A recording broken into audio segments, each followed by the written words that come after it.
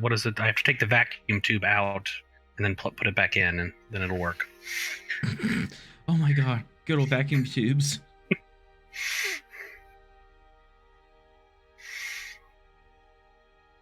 All right, and on that note, let's set course for adventure.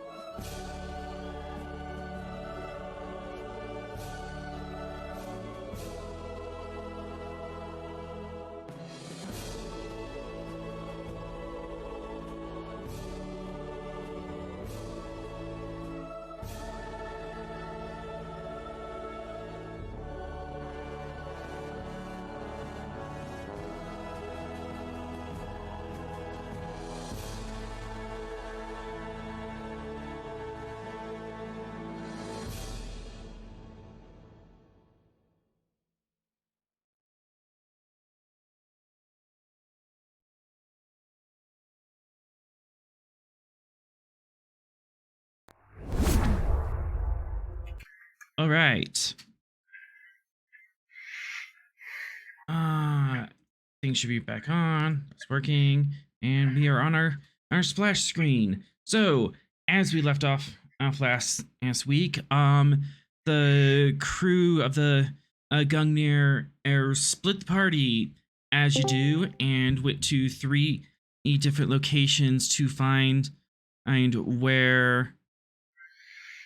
They went to three different locations and to find where Queen Bezrael might have hidden this incriminating evidence. After two false starts, they managed to find the third one where a subspace relay station was taken over by pirates after commandeering their ship.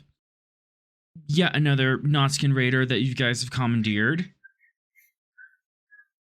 You managed to retake the station and rescue all personnel involved, as well as recover the data drop that she had planted there.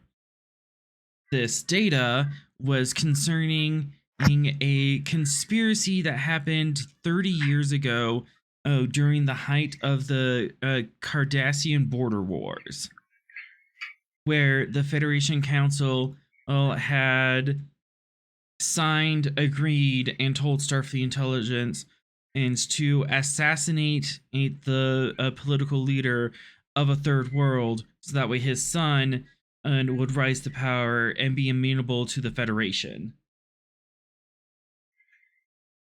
Confronting Admiral Nea about this information, and Captain Calder, quite frankly, he told old Nea that he was going to go live with this information, and Nea told him to forget it, delete it, and walk away from the situation, since this was a sanctioned action by the Federation Council. Going live with this would risk as his career and the career of all his crewmates. And with the complicating information that they need Federation approval in order to chase the known criminal and racketeer, the Latinum man, who's been running a crime syndicate all over the region. They need Federation approval to chase him down through a dangerous zone of space. So they could either play ball and possibly get the Latin man, or they could blow the lid on this conspiracy and possibly lose any chance they had a lead.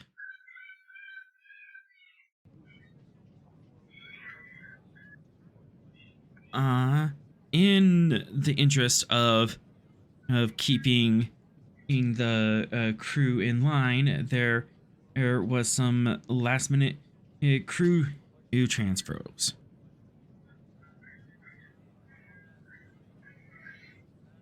And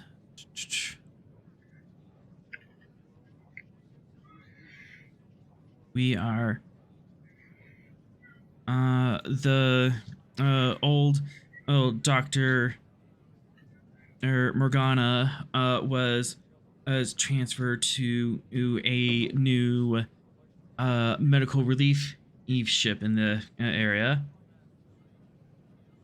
The that was the USS Nightingale. Seems appropriate. Mm-hmm. This is a Norway class ship that was specifically designed for disaster relief and expansive medical bays and the like, and they have been assigned to the region. Lieutenant Williams has gone on with them. Apparently, this was some moves by some of the upper brass, even above Admiral Nea, to keep the troublemakers apart.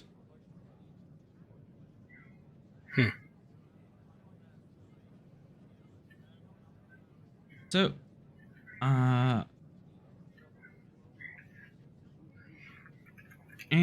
in the meantime, I'm Captain. The Gungnir is effectively on mandatory shore leave. You are not allowed out to leave dock, and you are being forced to take shore leave time aboard the station.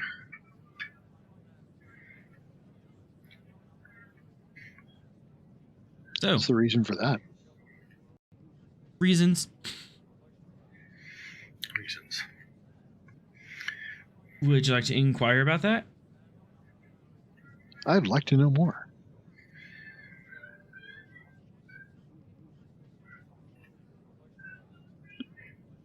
Sure, we'll make this our first roll for the night. Insight or reason in command, difficulty 3. If you use reason, and you can and have the computer's help.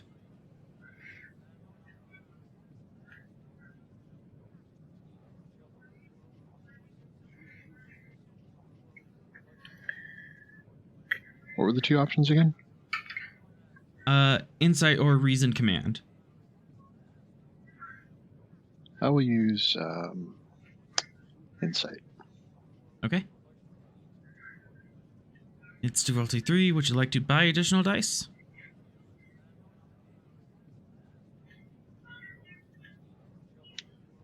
Ooh, we have no momentum. I'll buy 1 dice for a threat. Okay.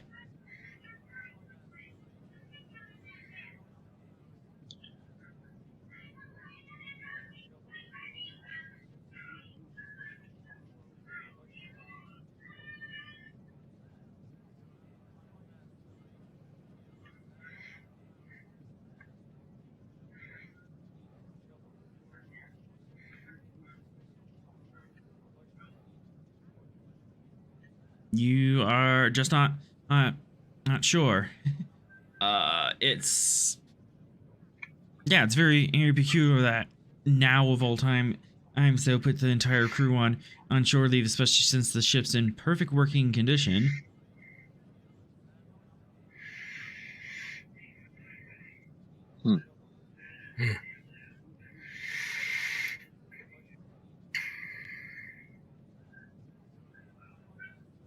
But where would we find the captain at this time?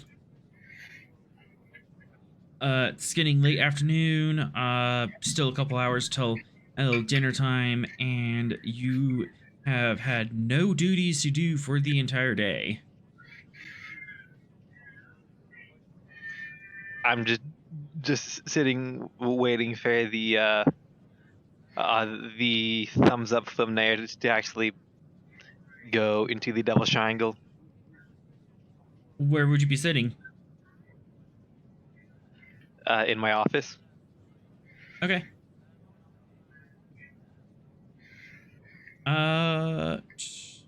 Ross, where would you be at this time?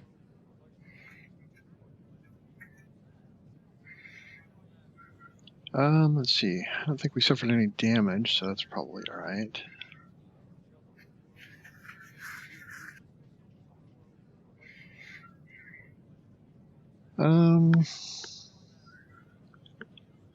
Can I continue to dig into this thing with the captain's shore leave?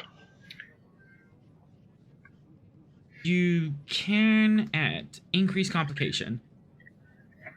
So it'll be the same roll, but complication 2.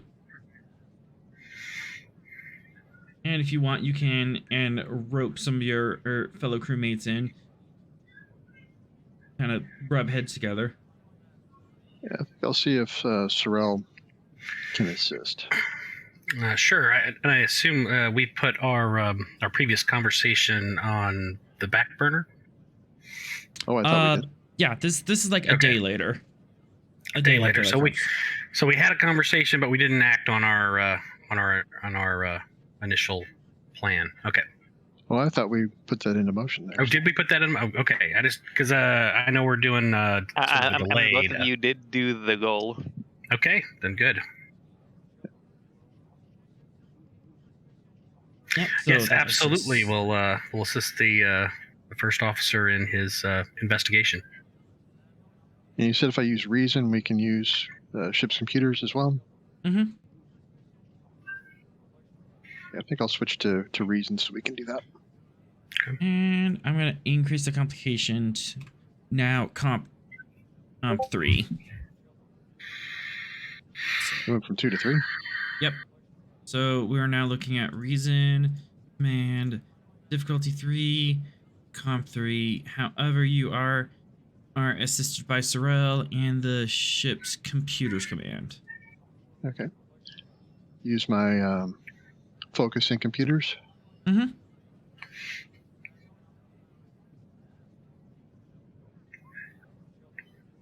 Oh, of course.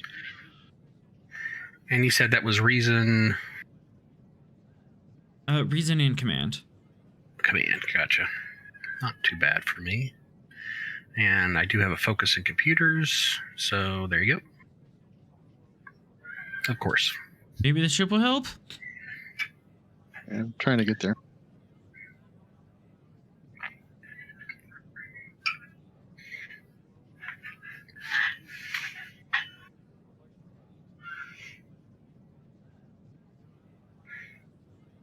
Yes. Yes, it did. And do you have I think any... I will use my determination to quash that euro. To what value? We hate complications value. Rules can be bent to the right circumstances. I will definitely take that. I mean, didn't you get a Legion or Medal of Honor? I do. Yeah, you can. Yeah, you did succeed on the task, so you could use a Medal of Honor. That would generate 2 bonus momentum, and we can use that to quash the complication. Okay, I'll do that instead. Okay, save your determination for something a little bigger. Good thing you did that, because as you're snooping through the files, you do find there's a tiny bit of a read file lead saying that as you were looking into this, you would have informed Admiral Nea that you were looking through this. But you managed to open a sandbox and be able to view the files remotely without triggering that trace. So Admiral Nea put in a flag to have her notified anytime someone accessed this. Mm-hmm. All right, that's telling in and of itself. It's not super illegal, but these are but this is the type of maneuver they would use to bench captains, basically take them out of play temporarily, while they figure out something to do in the background. Yeah, Sorel's eyebrow is trying to reach his hairline right now. So Is there any details into why or what the excuse was? Or Nothing particular on the excuse. You just know that this is a maneuver that the Admiralty has used before.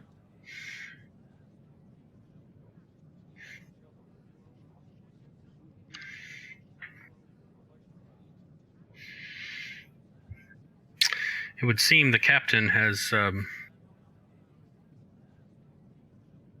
put a wrong foot down with the admiral. it certainly seems that way. I suspect the logical deduction would be it's related to our last briefing. Yeah, I'd play the odds on that.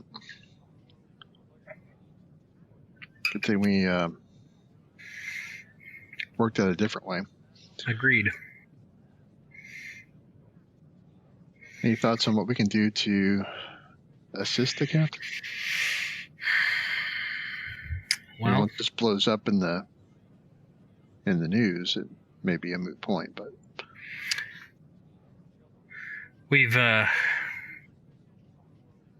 attempted to distance him from this from that event, but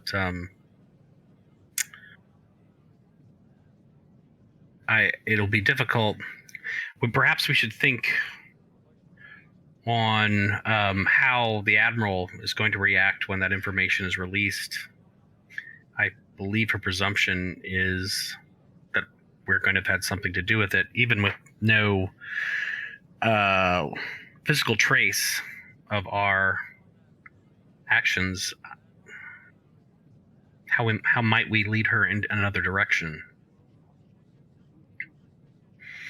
Are you guys just having this conversation somewhere on the ship? probably in private, but Yeah, probably at a computer terminal.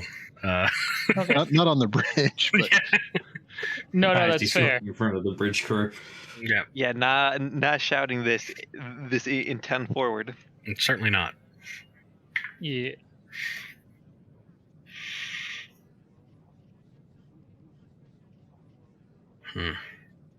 well, I guess let's just keep on the down low until this hits the airwaves and whatever, and kind of see where things start to land. Right. If the captain is, if it would have been impossible for the captain to be involved, then it will be impossible for the admiral to place blame with the captain. Yeah, she might suspect, but Right. Not all suspicions are actionable.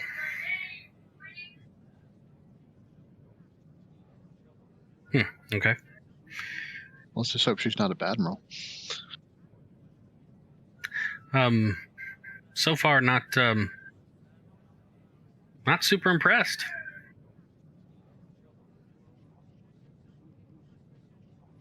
All right, well, I guess that's our action for now. Indeed.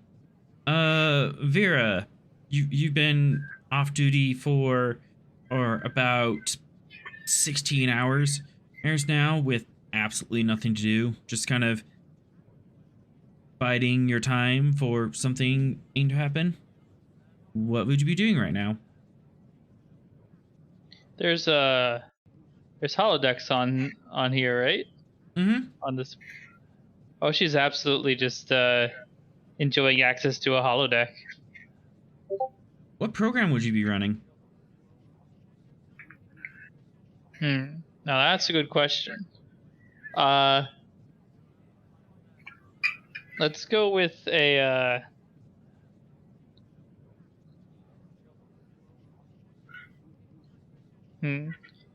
I think that she would probably look to see exciting moments in Starfleet history, just because she doesn't know a lot about Starfleet stuff, and she's found that they get into a lot more trouble than the rumored stuff on Orion, where they're kind of stuffy um, politicians, do-gooders, that sort of thing. Yeah, you didn't know they got in phaser fights. Yeah, she figured they So- were pretty boring. So at this moment, you are in a simulation of the siege of Organa. This is nearly 150 years ago, where Air Command rode gold, old security rode red, and women wore less. And yeah, you are part of the team Federation people that are trapped on Organia, and you are trying to work with Kirk and Spock to inspire the Organians to rise up in violence and resist their Air Klingon captors.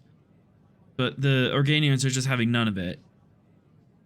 And it's kind of an interesting way to look at, well, they're breaking the rules.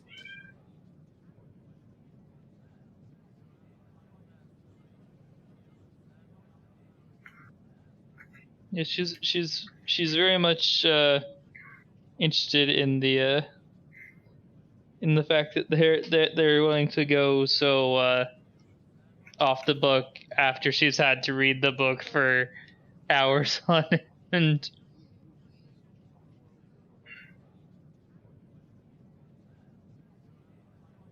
On the holodeck, and you get a ping for or someone to join the program.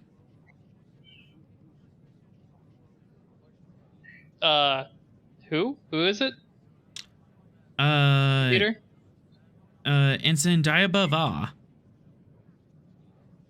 Oh, yeah, sure, let him in. She kind of steps in.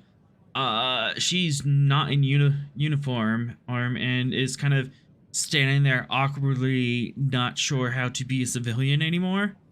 But she's like attempting to relax and go, well, kind of figured I would find you in here.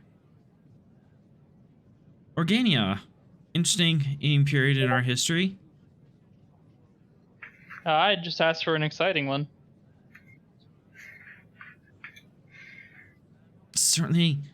It certainly was that. Yeah, did you want to join in? Well, I have nothing else to do, and yeah, the entire ship's kind of on shore leave unofficially at the moment. And yeah, I wanted to check in on you because this probably doesn't feel a little too far off from being imprisoned. All the starship and nowhere to go. Well, prison both doesn't have a bar or a holodeck or people that are actually interesting to talk to. So you can make it all three. I mean, I wouldn't go that far, but yeah, I was just worried about you. I'll be fine. You think I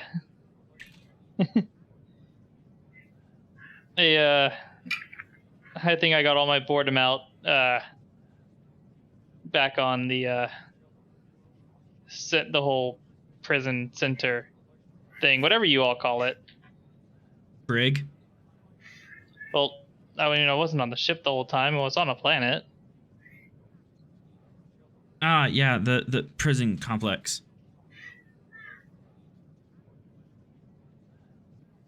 So Anyway, do you think that the captain will actually go through with it? well, I mean, I probably would. But I'm also a dangerous renegade, they say. But looking through this, they seems like they got plenty of people here in your neck of the woods that are willing to go that extra mile for what's right, I guess. What feels right. What So feels if it right? feels right to them, then I think they'll go through with it. And if they do, I happen to be very good at doing that sort of thing.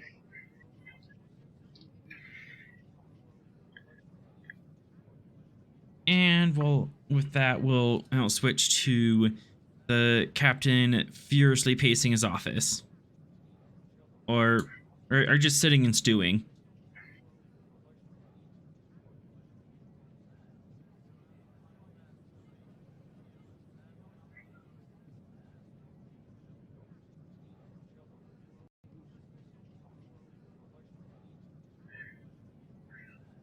Captain? Hello. Hello.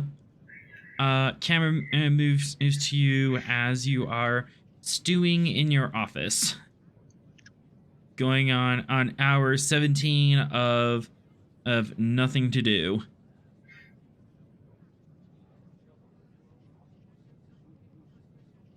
When suddenly your door chimes.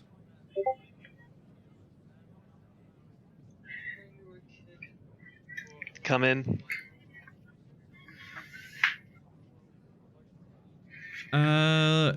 Commander Lorvik, could you describe your character for us, please, as you enter the captain's office?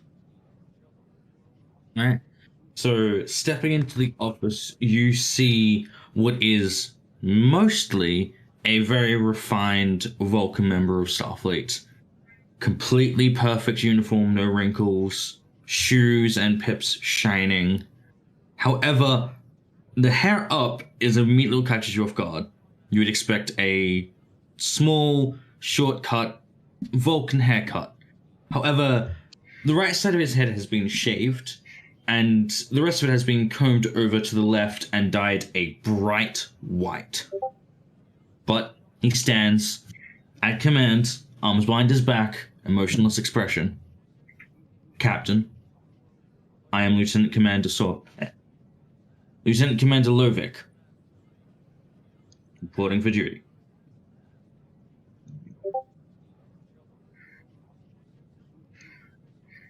Nice to meet you, Commander.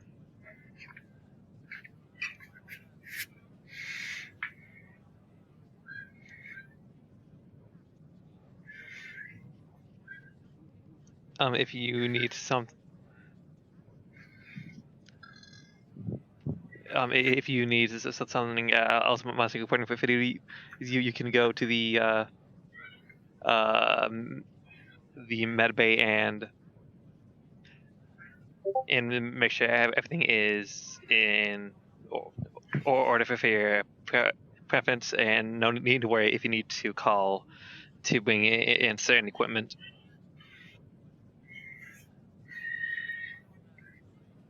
Very well. I shall see to it, Captain. Lovik is going to turn and head to the med bay. Get everything set up.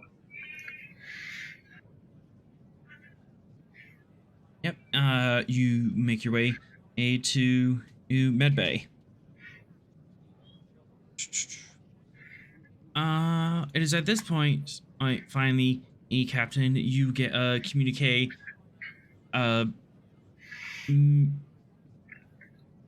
Mission briefing from Admiral Nea.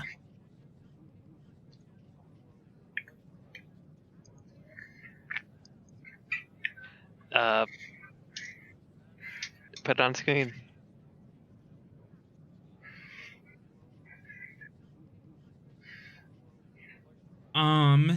You've been in requested to follow up on the disappearance of the runabout Hiawatha. She disembarked from the ecliptic 2 weeks ago and was making way to the Dyson Zoo system, and she failed to report. She's possibly 2 weeks late in checking in.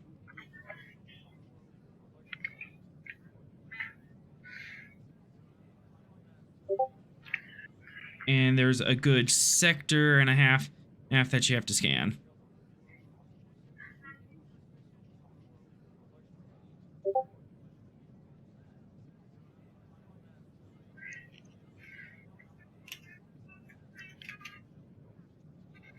Any questions? Who is on the runabout?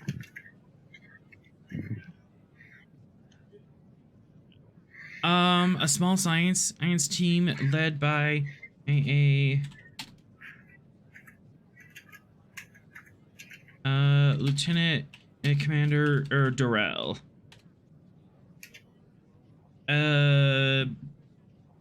Denobian. Denobian and science lead. And they were going to pick up some interesting samples from the Dyson Zoo and help establish some more forward camps throughout that network of habitats.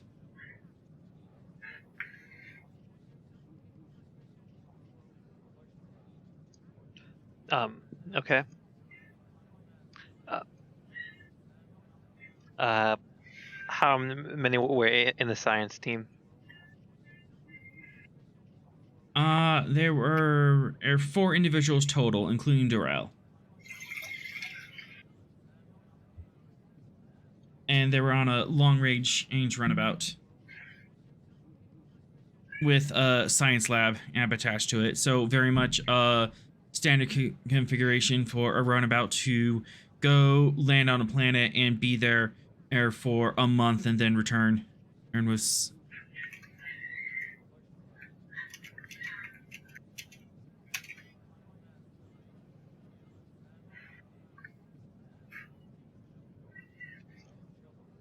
Okay, we'll prep the ship to go as soon as possible. oh, all right, Captain. Go ahead and give me a control command and difficulty 2 assisted by communications command to ready your ship.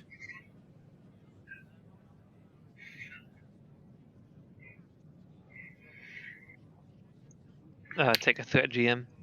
All right.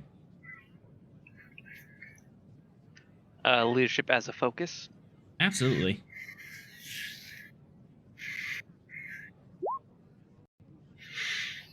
Rolling that 18. All right.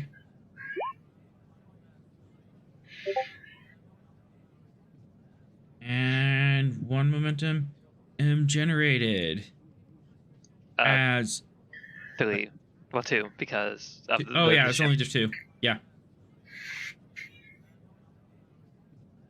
2 momentum generated as you give the order, and immediately a life on the ship just kind of snaps to, and the crew gets this energy about them, and they're packing up, they're double checking things, they're going over air systems, and everyone's up and raring to go.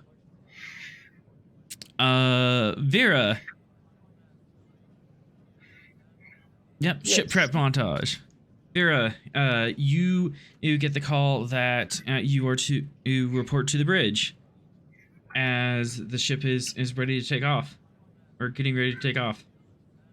And your holodeck program is cut short just as you manage to get in the same room as the Klingon commander, and you are violently debating him about, please think of another way. Violence is not the answer. And your program's interrupted. I'll guess it's time. I guess we get to head out now. Finally, something exciting to do. Yeah. It was nice going through the program with you, even though we didn't get to finish. I have to say, the way you came up with that explosive was ingenious. Well,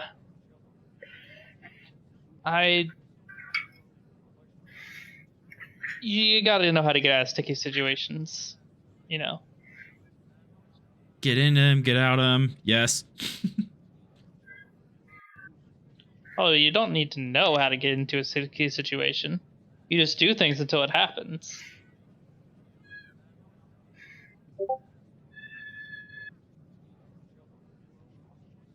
Anyways, we should probably head on to the ship. I'm surprised they're letting us fly out. Yeah, something weird's happening, but I'm too antsy to just I'm too antsy to question it. You know? Yeah. All right. She kind of like puts a fist against her shoulder, you know, like a friendly bonk. Fairly And bonk. then yeah. She returns it. And then starts heading out. And the holodeck swishes away, and the big bay doors open and spills you out to the ship as you are getting prepared. Sorrel and Ross, you are hiding in your little devil's corner as you receive these orders that the Gungnir is to move out. I'll head to the bridge and give orders to prepare to be underway. And Sorrel will take his position at the science station. Check in with his departments, make sure everybody's tip-top shape. Sure. Both of you can give me a control engineering and a control science, respectively, to ready your departments.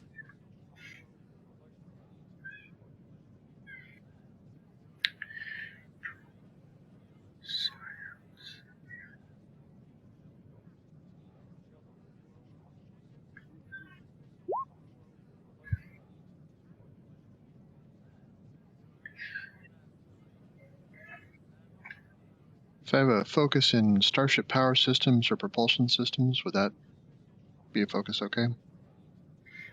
I'll accept propulsion systems, making sure that the warp drive system is up and ready to go. All right, Ross, your department is ready to go, and Sorrel, apparently apparently this call interrupted a poker game, and some of your science leads are still like cleaning up the table and putting the cards away as you step to your station. Ensign Patterson, you are required to report to duty.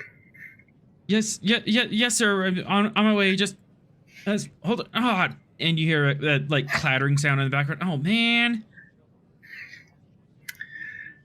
Slight sigh of exasperation.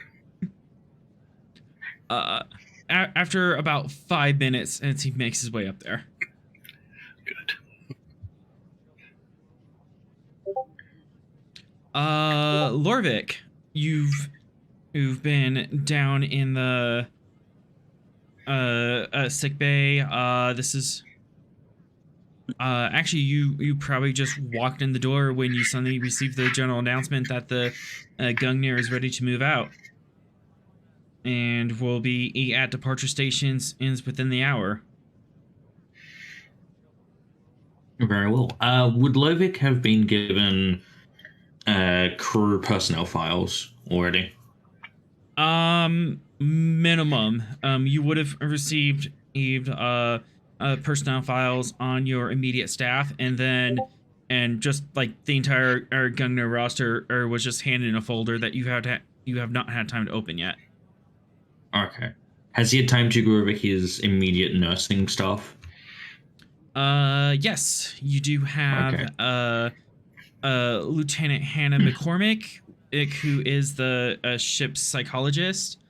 Lieutenant Raziz is your head nurse. and also auxiliary trauma person, and you also have a EMH on board. But this particular EMH is limited to sickbay and holodecks. Sorry, who was that second one? I have Hannah McCorvick, who's the psychologist. Carvel L. Razax. Razax. Unjoined Trill. Here's the nurse. Okay, cool. Yeah. Lovett wouldn't bother introducing himself at all. As soon as he hears that the ship is getting ready to move out, he immediately gets... Is it just the one nurse? Just the one nurse. And actually, the Gungnir, notably, especially for an Akira class, this has a pretty expansive sick bay. You have two full suites. You have multiple surgical suites. It's this place is prepared to take on not just the hundreds of crew, but you could possibly take on thousands of injured people from a colony and be able to work through them. Fantastic. In that case, he would essentially walk in the room, address Rakax, see to it that everything's working, and then just walk into his office and start doing his own prep. Is it what? Huh? We're leaving. Systems check. And then continues into his office. Yes, sir. Completely taken aback by that. You can go ahead and give me a control medicine and roll difficulty 2. And if you want, you can also have the ship's computer's medicine to help. Fantastic. I'll gladly take the ship's help.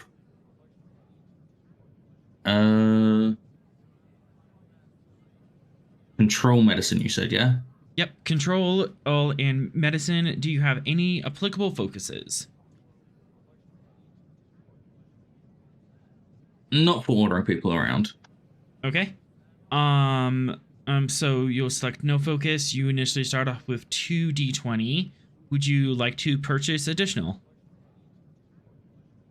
What's the difficulty?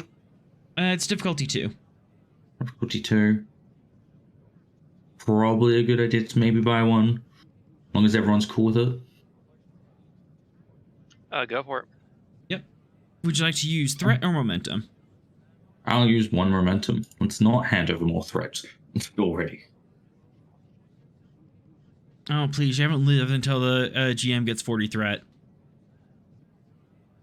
And so...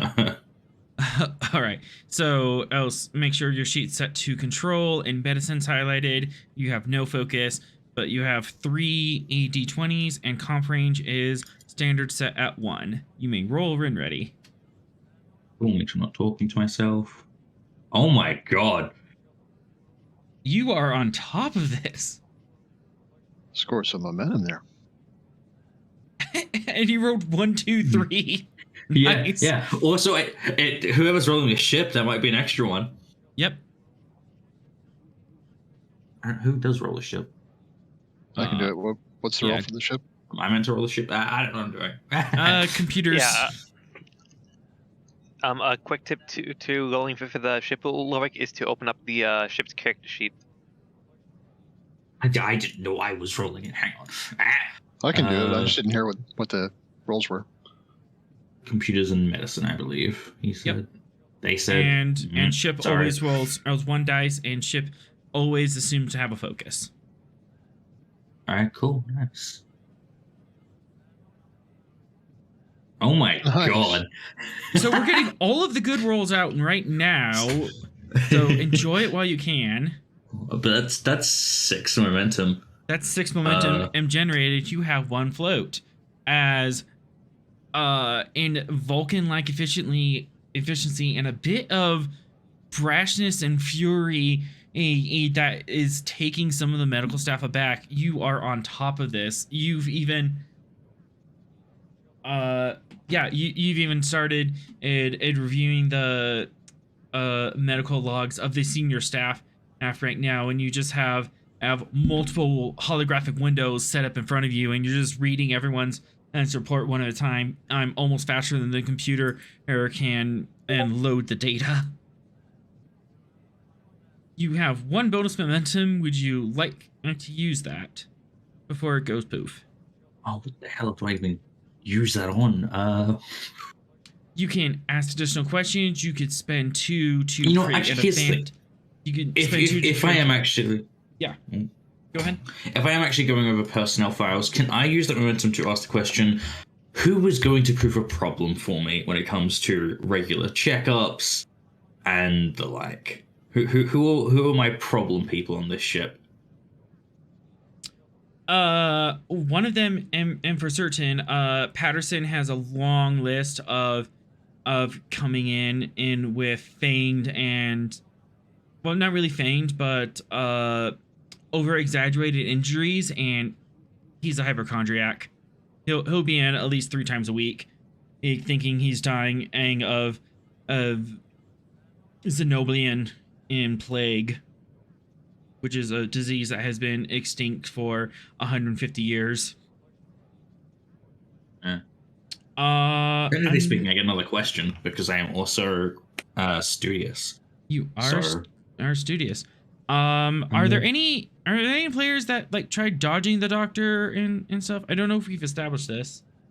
No, but there is the lingering threat of the fact that Vera still has complications on any of her attached to her Orionness. Yes, Vera, who is kind of addendum to the senior staff. She's listed as a consultant, a civilian consultant, but she's still pulled up in the same folder. She's an Orion, and yeah, her pheromones are still active. Noted. Yep, you may ask one other question.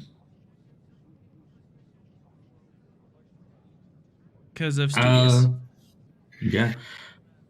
Honestly, are there any systems that are going to need more intensive diagnostic scan if possible? Just are there any systems I should be worried about that I should have engineering come take a look at, etc.?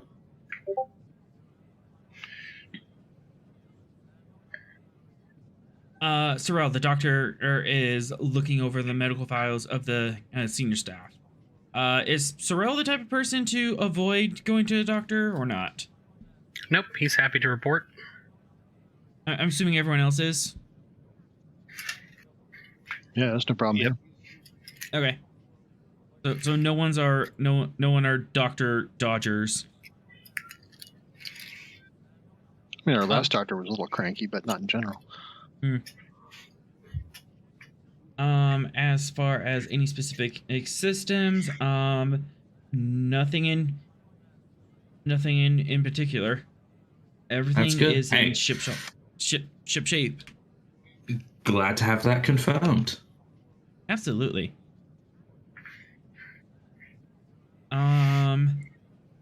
Vera, you finally make your way to the bridge. The inspirational music is swelling.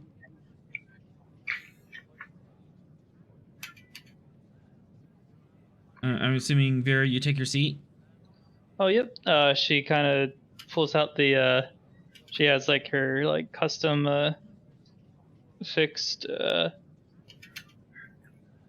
helm now that she just kind of pulls up and out once. 'Cause I imagine it's built to like kind of shift away when somebody else is flying it. Yep. Yeah, it just kind of tucks underneath the console, but you can pull it up and out. And you have a custom flight yoke. Yep. And with that, all the senior staff is in. All systems support ready to go. All departments are ready.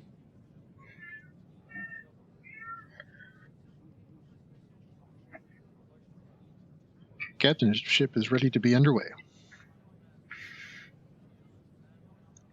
Prep for launch. We are prepped. Well, launch. And what will be our Barkham, destination, it. sir?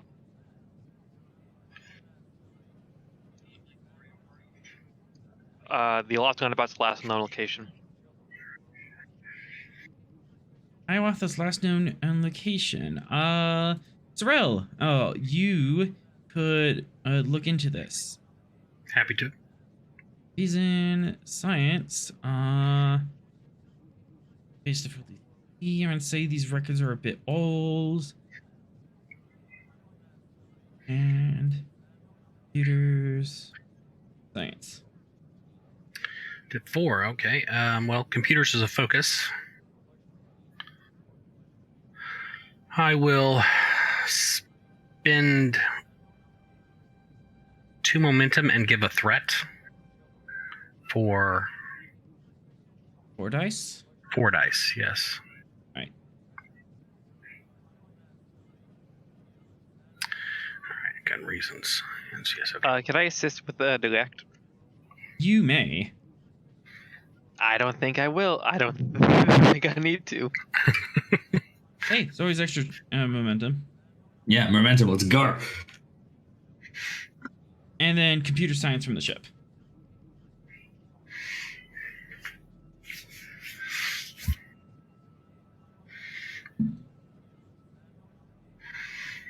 Captain, I have those records.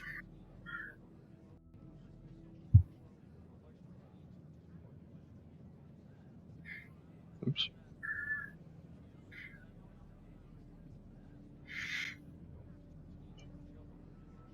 Depending on which one of our levels the GM picks, it's going to either be no momentum or 1 momentum. Oh, I'll be nice to give you 1. All right, and pulling to the map. Which one is it?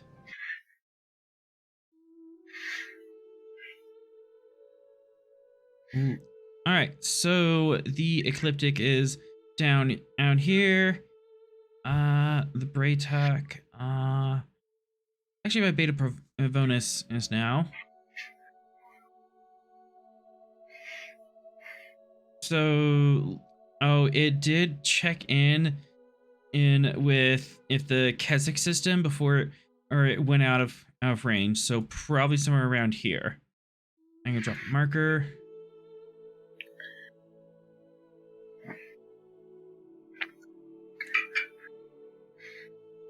It's a friendly marker. Airplane objective.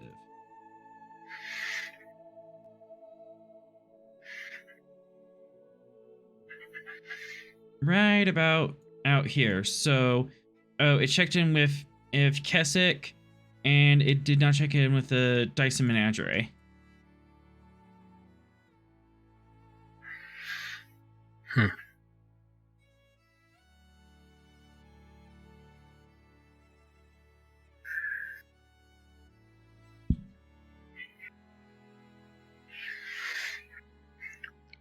Could you point where a... Yes. Well, So, okay, yeah, the I ruler's a see thing. the titles now. Yep. And So nothing wrong with came a up D4 here. on the whip. Left the road there. Checked in with Keswick, and it got out of range of Keswick right there, and did not appear at the Menagerie.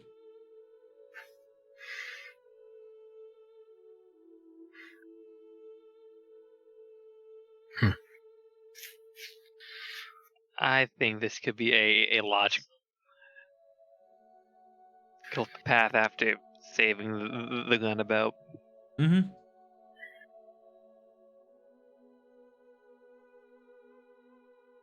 All right, Captain, would you like to set a course? Or course set? Yes. Full warp to the last known location, and we'll start from there. All right, Control Con, difficulty 3, assisted by Engines Con. You got it.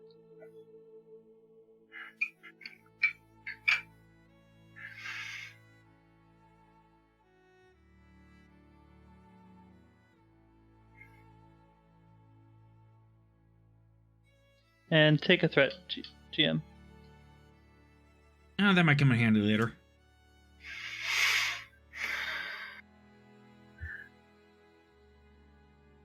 Getting all the good rolls out now. I love it. All right, so that's 5, 6 on diff 3, so that's 3 momentum. Am generated.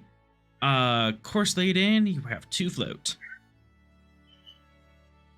ETA is, let's see, 1 day, 2 day.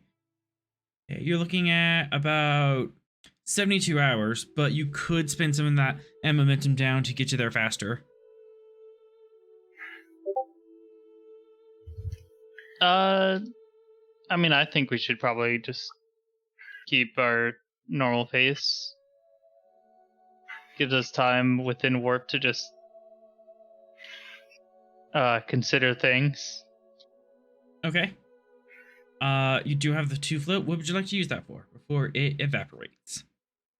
Oh, I see. Since we're passing so close by the Devil's Triangle,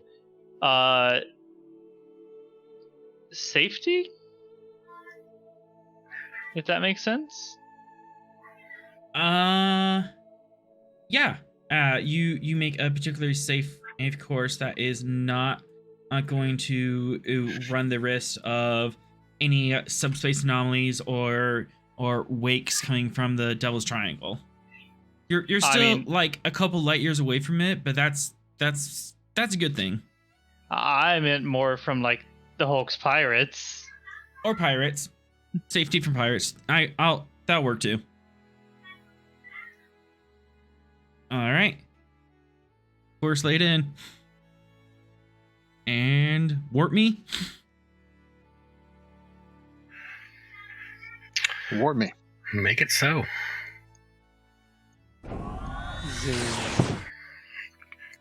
And with a brilliant flash of light, the Gungnir jumps to warp.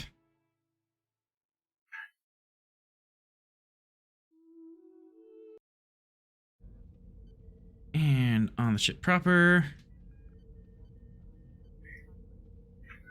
And I can drag players on board.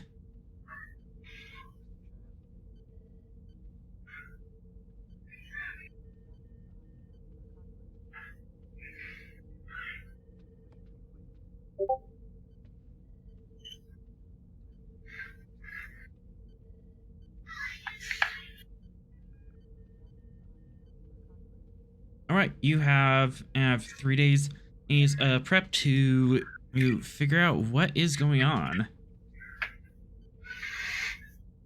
Well, Sorrel will get the science teams on the project. What would the science teams be doing? So, what do we know about this phenomenon? We know we've got a missing, or we got a shuttlecraft that has gone astray.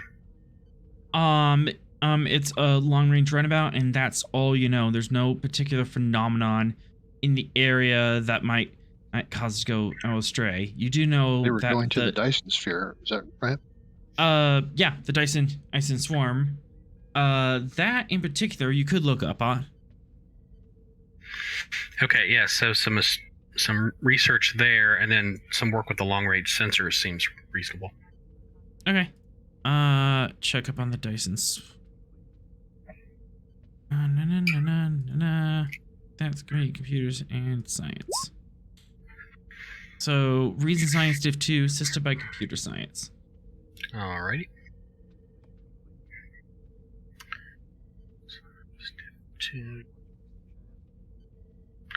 Computers as a focus? Yes. That'll do. Goodness. So, what do you want to know? Everything. All Everything. right. Yes. Basically, about 6 months ago, the Svalin came across this mysterious Dyson swarm. It's not a full solid sphere like what the Enterprise has found. These are lots and lots of small habitats, and they have rotational gravity. These habitats have an internal surface area similar to like a U.S. county within states. And each So and every, I'm sorry. So is it like a lattice that is around? So it's not the full sphere, but it's a it's not lattice. this full. It's not even a lattice. It's just a bunch of Okay. individual habitats that are free rotating, but there's enough of them that it nearly blocks out all the starlight. There are hundreds and thousands of these things, and each one of the individual habitats has a unique biome and unique life forms. And all these unique life forms come from various time periods from across the quadrant's history, including dinosaurs. Wow. And other dinosaur-like creatures from various other planets from across the quadrant. Is there a central organizing authority that has brought all these disparate? There's Yeah. no Cultures? single centralized authority that we found. There's no centralized computer. We have found that there are holographic displays is that apparently it would display information about the creatures, but we've been unable to translate them. It's an unknown dialect. Best guess is Iconian, maybe? Mm-hmm. The time period it is equivalent to Iconians.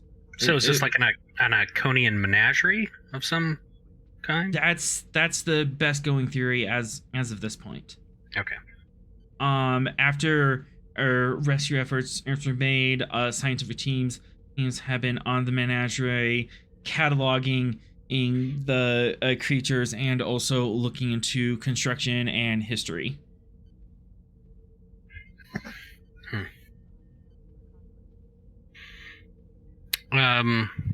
So we know, or we have we suspect we know what the sort of origins of this are. If it's Iconian, it's been developing over hundreds of thousands of years. What do we know about its sort of current state, current cultures? Is there any? Do the biomes simply remain closed off from one another, or is there some communication, some evolution that's going on? I can answer that for actually this bigger science question. Science question. There are basically walking gates that kind of teleport you from one habitat to another, and some of the creatures have been intermingling with each other. There has been some divergent evolution in the meantime, as these creatures have been kind of spreading out and getting into different environments. There's new subspecies that are developing. This is heaven for an exobiologist. Yeah. But there's no sapient life forms. The closest we have are some simian arboreal species. But Still, they're pre-tool the use. prospects for scientific study are quite intriguing. Yeah, and you have living biosamples of creatures long since extinct. Amazing. Which is interesting because the dinosaurs, as we all know, were 65 million years ago. The Iconians weren't around then. So so how did they? How did they get dinosaur DNA? They got there's some sort of extra technology that's going on there. Life finds a way. Yep. Well, shoot, we're the Iconians are extremely advanced and we're capable of time travel, so.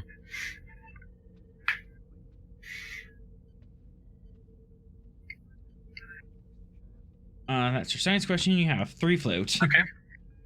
3 float. What do we want to do with 3 float, guys? How about contacting the Ecliptic to see about more details on who and what, when, where? Yeah, the crew composition of the runabout, what their mission was, those things like that. Crew composition of the runabout. The initial Starfleet 8 team on the menagerie have found a plethora of very interesting plant and fungal life that could possibly have medicinal uses. These this specific crew was gonna go and disseminate all those possible samples and see if So, any of a them are viable. herbologist. Yep. Yep. Okay. And their mission was to go out there, check out these samples, get a biopsy from them, living samples if they could, study the organism in its native environment, and foresee any medicinal uses is for these compounds. Fascinating. You have 2 more float.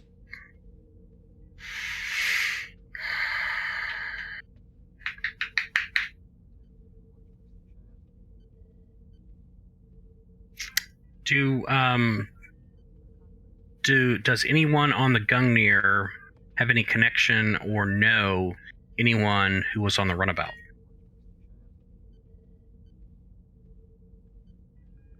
I'll take that for our momentum.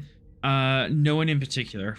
Or if they have been in some, like, there's been some crew interactions between the Gungnir and the Ecliptic, but nothing substantial. Okay. And Beer Jedi, I welcome aboard. Thanks for coming in. If you have any questions, feel free to ask them in chat.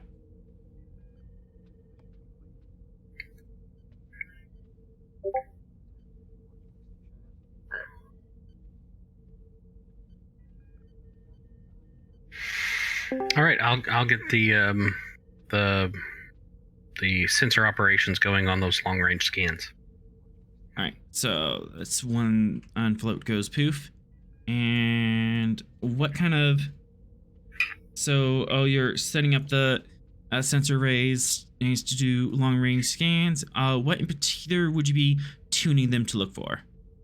Yeah, so we know that the runabout was on a mission to the Dyson swarm and has not reported in. They're not on schedule, correct? They're not on schedule. They've not reported into the Dyson swarm. The Dyson swarm screen.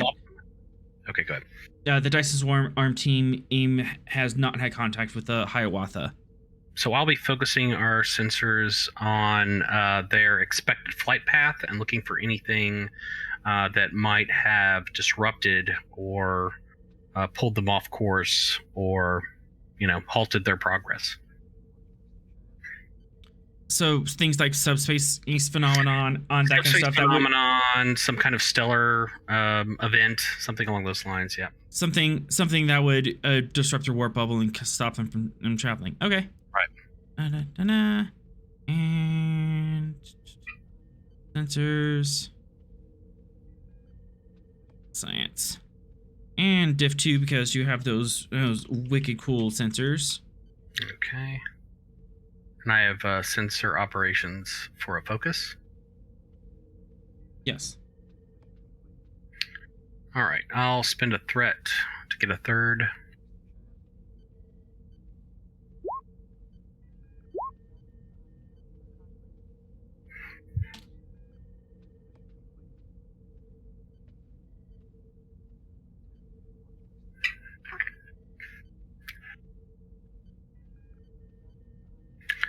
All right.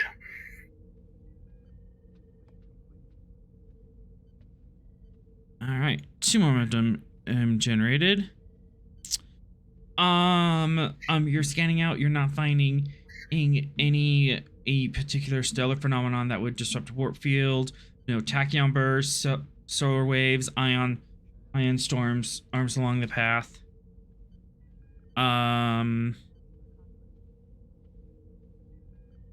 You do find 2 ion trails that drift off from the course, but you're unable to identify who they came from. Captain, I'm unable to, or sensors do not report an astronomical explanation for the runabout's disappearance. I have no current explanation for why they are off course or have not reported to the Dyson swarm. Any chance we could tell which one of those ion trails came from a Federation ship? You can certainly ask that. Then let us ask. One ion trail definitely came from a Federation warp signature. I report that.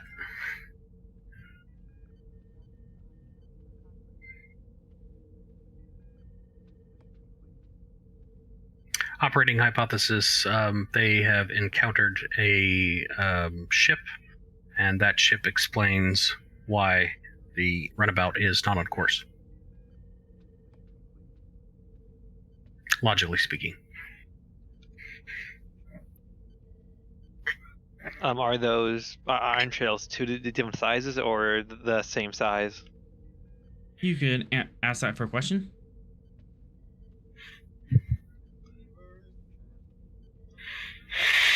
Ask that for Yeah. momentum. I guess, yeah.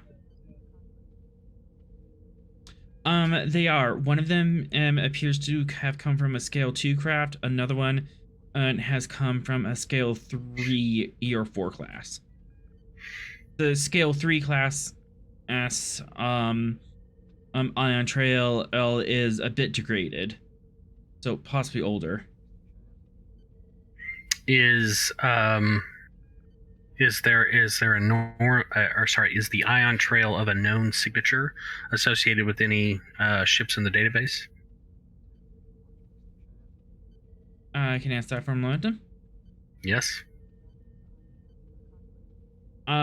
Comparing them, there's a 70% chance that the scale 2 ion trail, actually, you being Vulcan, it's 72.31% chance of ion trail matching the Hiawatha.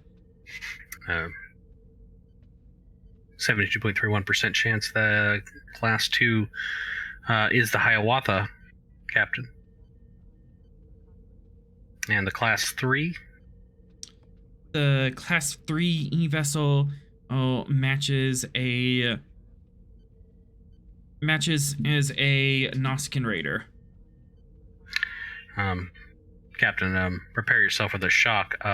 Apparently, the class 3 vessel is a Nausicaan raider. I guess with the class 3 is the older one. I imagine that the Gunnabout followed that. So let's follow both trails at full speed. I got you, Captain. All right, and Fox, are you fully online now? Situated and Yes. everything. Excellent. So to catch you up, the Gungnir was initially on for shore leave for about 24 hours, and you were very quickly transferred on board, and then in less than an hour later, you were tasked to follow up on the disappearance on the Federation runabout USS Hiawatha. She's 2 weeks late checking into her destination of the Dyson Menagerie system. And you've kind of just been shoved on board and made to be on this ship by Admiral's command. All right. Okay, cool. You got the numbers filled in, and give me a second. I can get you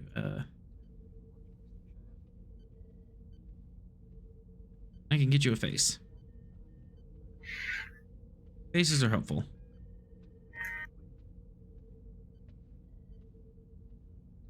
There we go. Why are there two just assassins, by the way, down here? Fox, if you can give us a description as you walk onto the bridge. Let's see. He has the appearance of a man who has seen a lot of action in his life, more than he would care to say. So he is constantly taking note of everybody in his surrounding, giving each of you a cursory look as he walks to occasion.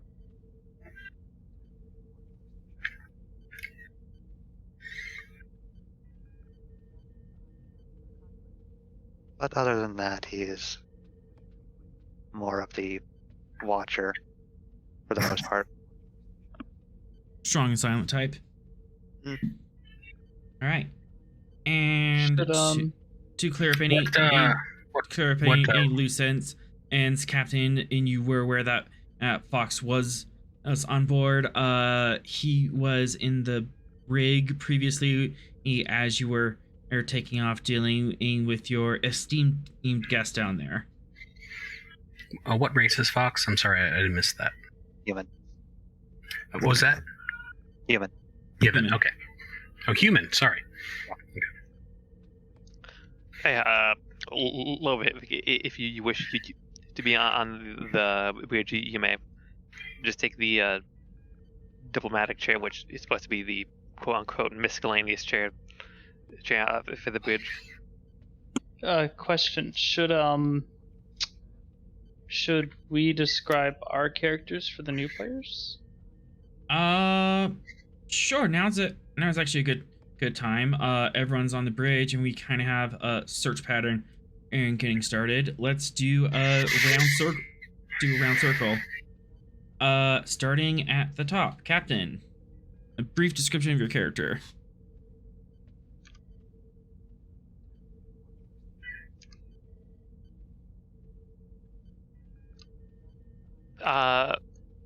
You see a human build with a slightly above average build with short hair and a mustache beard combo.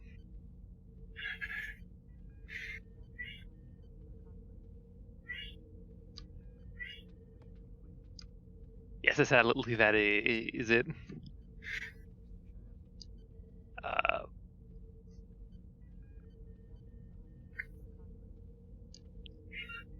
Last you go. You done? Okay. Rost is a male betazoid,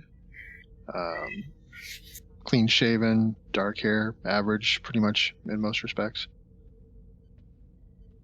Has an air of reasonable confidence, with a gleam in his eye for trouble.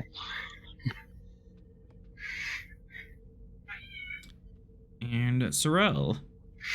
Yes, Sorrel is every bit sort of the standard average Vulcan appearance, the standard Vulcan haircut. The features are very exactly what you expect of a Vulcan. Has a one of his eyebrows is always just slightly raised, as if he finds everything quite curious. Very reserved. Yep. And Lorvik. Lurvik is fairly similar to Sorrel, both in the fact that they both wear blue officer uniforms. Though Lurvik is the chief medical on board. Standard uniform, perfect shoes, perfect everything, with the exception of his hair.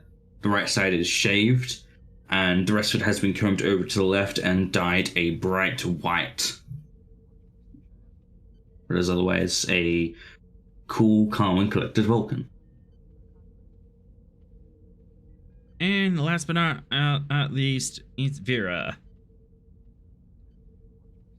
Vera is a Orion who's above average height, stands around over over 6.5 feet. And looks. She has like the incident training uniform on, but she has like a coat on over that, and long black hair with some green tinting at the ends, and generally holds herself with an air of not necessarily irreverence, but like cockiness, I guess. She definitely looks like someone who's not really been in Starfleet for all of very long. A hot minute.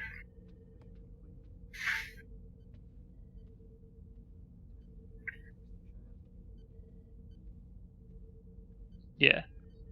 Yeah. And I'm the GM. I am everyone else who did introduce themselves. I am formless, nameless, as an enigma who appears and disappears in equal fashion. Yes, you're Bob from Gravity Falls. Let's be clear. Yes. And with our crew who assembled, I actually get two threat because Fox walked on. And with that, we are going to take a quick 5-minute break, and we'll see where the Hiawatha runs. So Right. We'll be back in about 5 minutes.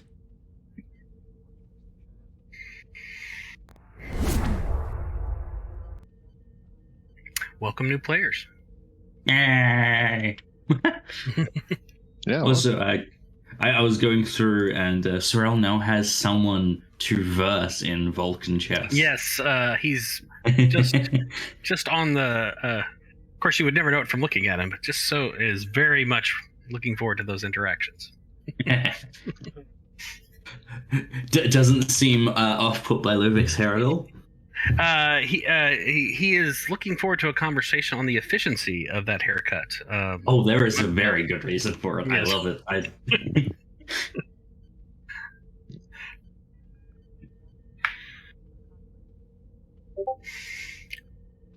So is Lieutenant Fox actually the doctor, or No, Fox is the security officer.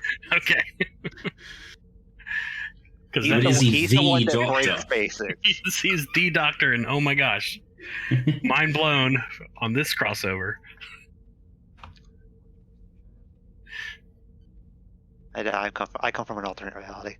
Mm-hmm. I'm actually the 13th Doctor. Jodie Whittaker never happened. You know, I'm good with that, frankly.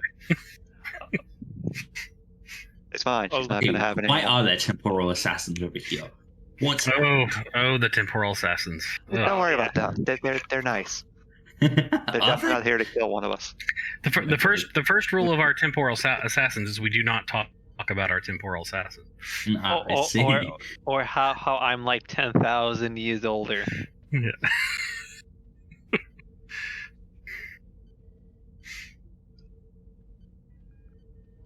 Well, I mean those 10,000 years I was iced, so Yes. When Sorrel gets drummed out of Starfleet, the paper he's going to write on the temporal mechanics associated with the Gungnir's fun stuff is going to be quite.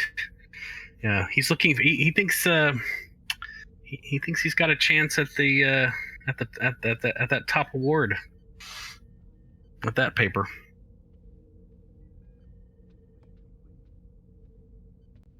Assuming Section 31 doesn't come and wipe him before he gets it published, but you know. Don't forget the other thing that doesn't exist. Well, of course. Yeah, I think you have to worry about exist. the Department of Temporal Affairs more than Section 31.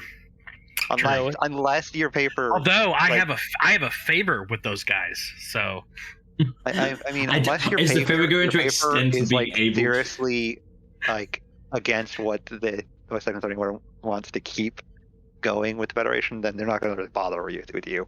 true. The moment you threaten the Federation, and they can just wipe you. They can just take care of that by killing you, yeah, you're dead. Yeah, no, that's true.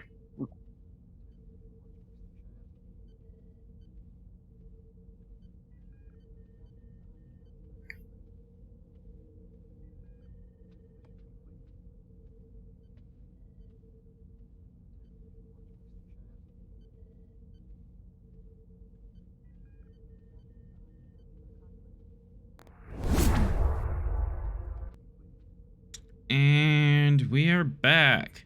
Figured I'll pop that break in there as we have a nice clean scene break. You follow the ion trail. Both of them are parallel to each other, and you finally come across a peculiar star system.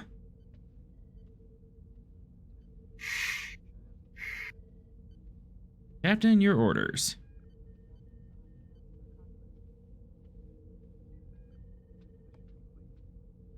What do we currently see on the monitor? Get there, and let's get some anomaly music.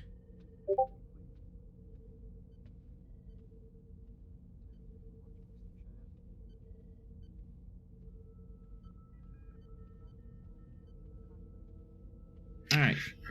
You see a golden and yellow sun, a G-class star, and around it, right in the Goldilocks zone of the star, but inhabiting the same orbital plane and field, are 6 large asteroids of sorts. They are approximately scale 9, so larger than the Gungnir, but not quite. Like, that's Okay. no moon, that's a space station type. Gotcha. I was just about to ask if they were to scale, so they're not. And indeed, you do find the USS Hiawatha hanging about in orbit. Scan it for any life signs.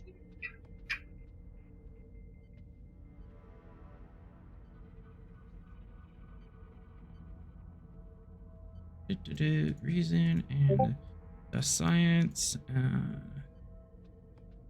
Would you like to scan from outside the system or inside? I'll affect the difficulty. I think outside would probably be better. Yeah. Yeah. Let's try for both, and I will use a direct to assist. All right. And on the first one, sensor's gonna help. And science. Difficulty 5, reduce difficulty 4 from advanced and sensors. Assisted by sensor science.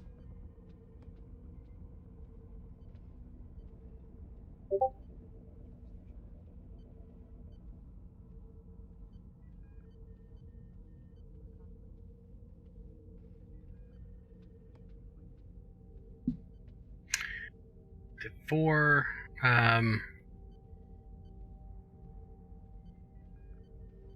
I'll give a threat and spend 2 momentum. 1 threat and Sensor operations as my focus. that seems fair.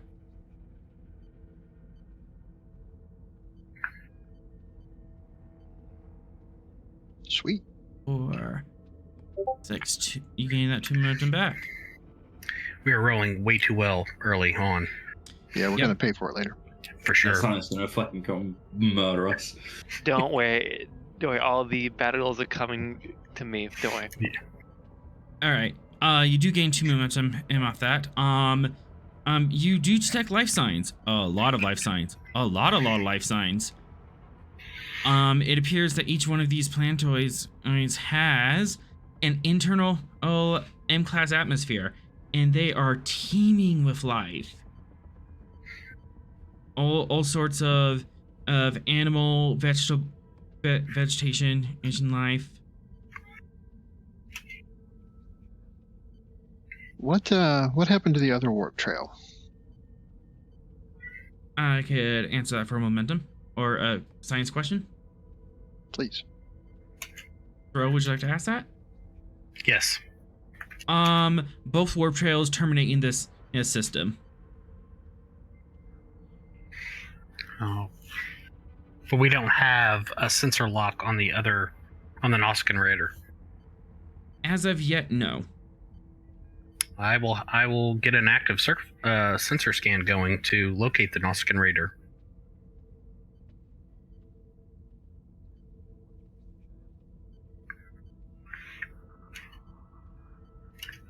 You do detect the Hiawatha. It's very easy to find. It is currently active. There are no life forms aboard it. That's all the scans for life forms. Would you like to ask about the Nausicaan vessel for a momentum? Sure. The Nausicaan vessel, you don't see much of it, but you do pick up a debris field around this asteroid that is far side from you. Aha. The debris field is consistent with the Nausicaan Raider taking a breach, but it's not the total damage vessel. Captain, I believe I've located the Nausicaan Raider. It does seem to have been damaged. Can we ascertain if the damage was from Federation weapons?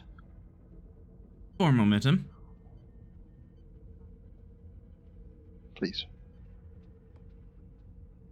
The damage is not consistent with phaser or disruptor technology. The debris appears to be highly ionized.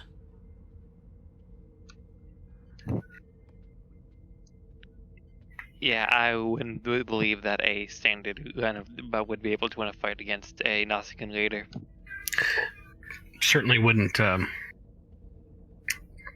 be a logical deduction. It probably would if it was the weapon variant.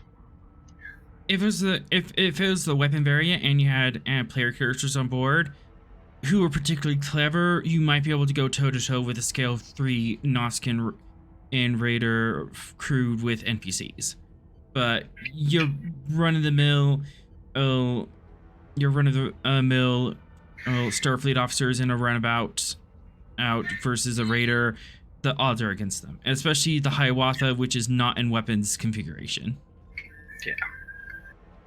This is not the work of Ensign Smith. So there is a third party about with weapons. Mm-hmm.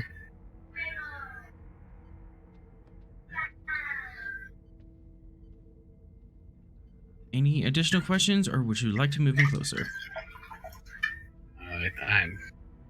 I would recommend we move within close sensor scans of the Hiawatha, see if there's any life signs, or can. You can already tell at this range that the Hiawatha does not have life signs on board, but still has power. Captain. Yes. I just want to be careful about. We still don't have the hacker apprehended, so if we're going in with computers, we should be careful. Hacker? Ludwig raises an eyebrow. I would recommend that we transport aboard the Hiawatha and investigate its logs. With a sandbox. Yeah, I think best case is to try and do an analog investigation on the Hiawatha. Is it possible to locate the Hiawatha's crew's combat signals? That's a good question. You certainly could. Sorrel, would you like to do that from here, or would you like to move in?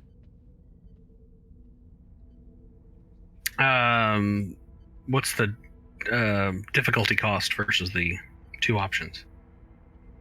Right now you're looking at a difficulty 5 roll. If you were to you get closer for each rainbow and you get closer, it drops by 1. Since I presume we're moving in to begin with, I'll wait until the Gungnir moves within transporter range to conduct that scan. Yeah, we should move to this zone. All right, Captain, and would you like to change the alert status?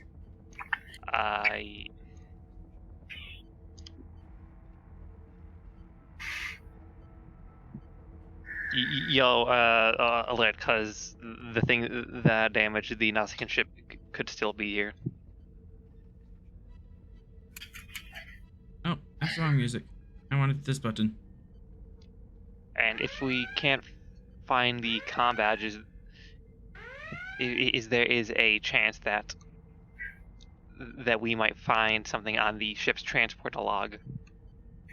Because does the landing belt look like it's kind of like in a orbital pattern to be a like stay with the idea of it being in or would fit the crew to this transport somewhere? Possibly. Possibly Vera would be able to answer that question better. So, you can easily move in under yellow alert. Your seals are up. Oh, the lights go yellow for a bit, and crew is on standby. To check and see what kind of orbit this ship is in. Reason con. This is not exactly a standard planetoid, so that's gonna be a bit harder. And Computers Con. Reason Con Diff 3, assisted by Computers Con. Quick question. I thought I heard you say something about it earlier, but did you say there was something with the Nausicaan crew? The Nausicaan crew has not been found, but debris from the Nausicaan vessel has been found. In this quadrant here. Right. I just wanted to know if there was any biological remains detectable. You would have to do a more detailed scan and up close. But Vera, if you would like to make that roll.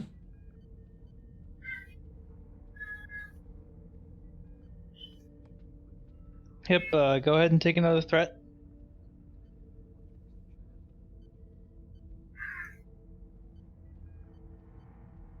This is normal for Star Trek Adventures, just throwing threat at our GM. It's normal if you have bold. It depends on the player as well. It depends on it depends on the player, and also threat levels kind of hover or anywhere between 10 and 20. It's when it starts getting higher than 20 that people start putting the brakes on it. Yeah. Vera is also a very risky flyer. To be fair, I was the reason why a game went up into the 40s for threat. Oh my goodness. It is what it is. Captain, what do you think about sending a probe to the far side just to take a peek over there? I mean, let's one up it and send in the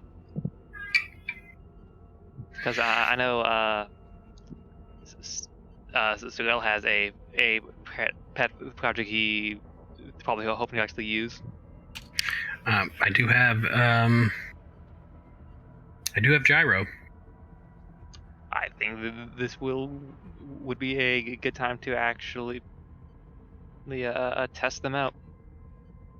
You could totally send gyro across system. Okay. And it would act as an extension of your sensor network, and you would also get that bonus momentum for extra questions. Super I'm cool. particularly curious to make sure there's nothing hiding behind like in the sensor shadow of any of these planetoids. Indeed. Yep. You should. I did put a token in on the screen, a chevron on up here. You should be able to mouse over that and see some of the information you found. Ooh, that's fancy. Yes, I just found this feature. That That is so clean. I like it. That is That's nice. really nice. All right. And then computers con for the ship. As we resolve this first roll. I'll get that.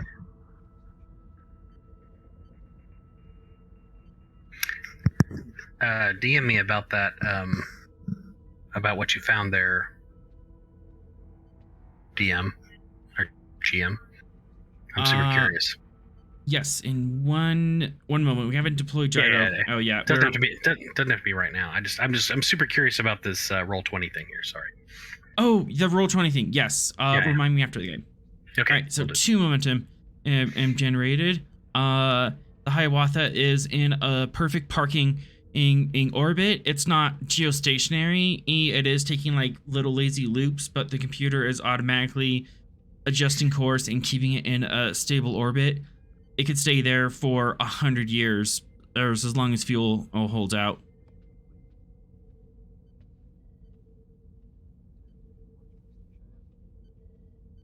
That would suggest, Captain, that they placed the Hiawatha in orbit.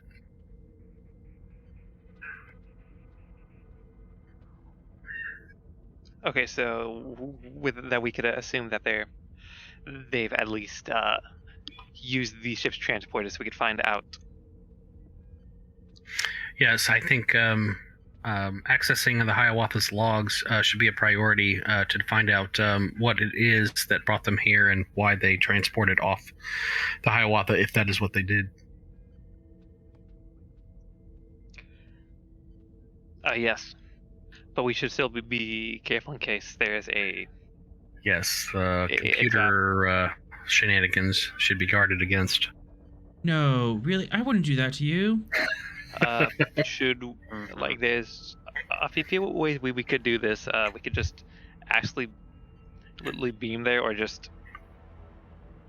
You can... Yeah, even in yellow alert, or you can... And rotate your shields and beam over easily without breaking them too long. You just need the shields off for a second. Yeah, boarding party seems logical. Yep, Well, and so long as it's control on your end, that's no issue. More beam in, or just tractor it into our shuttle bay. You could tractor it in.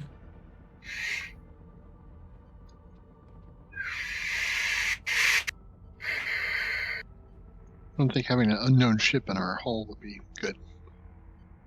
You know, all that access to your wireless network.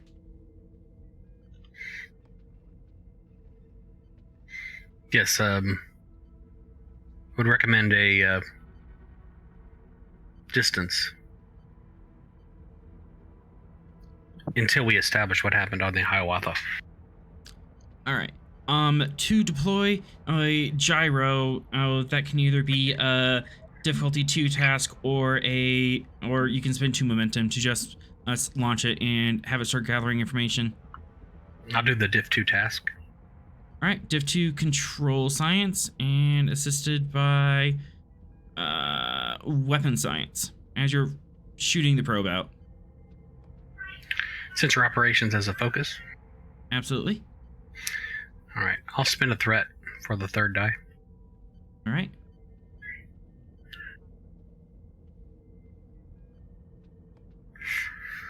So since I spent a threat, I can get a reroll, right? If you have bold science, you may. Do I have bold? I don't. And you can't. I can't. But the ship comes in a pinch. Gyro is launched. Okay. Let me... Wasn't a crew support, right? What about that thing? Auxiliary craft. No, I want the token on the board. No. All right, fine then. It's very pretty. It is very pretty. Gyro is launched. Do you want its flight pattern to go around the outside of the asteroids to check if anything's in the shadows? Yes. The sensor shadows is its primary mission, and then of course, as it approaches the asteroid with the Nausicaan Raider, also the secondary task will be examining the Nausicaan Raider, or the remains of the Nausicaan Raider. All right. It's gonna take a little bit for it to actually loop all the way around the system, so you will get that information momentarily. Okay. All right. Who wanted to roll next, or are we planning a boarding party?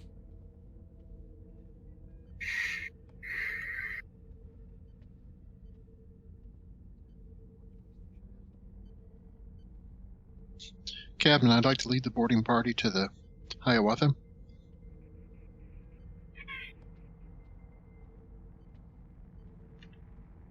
I would like to join Commander Rost, Captain. Make it so. I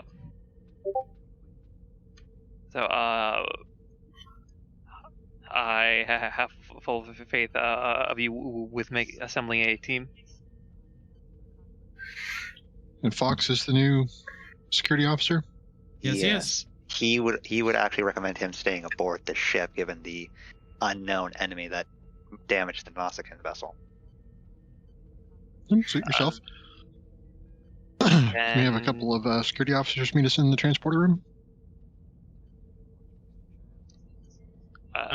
Yes, as Fox, you can either order your security detail L to go on board. That'll cost 2 momentum or diff 2 task to just assign them to go with them, or anyone can pick up a security officer crew support character.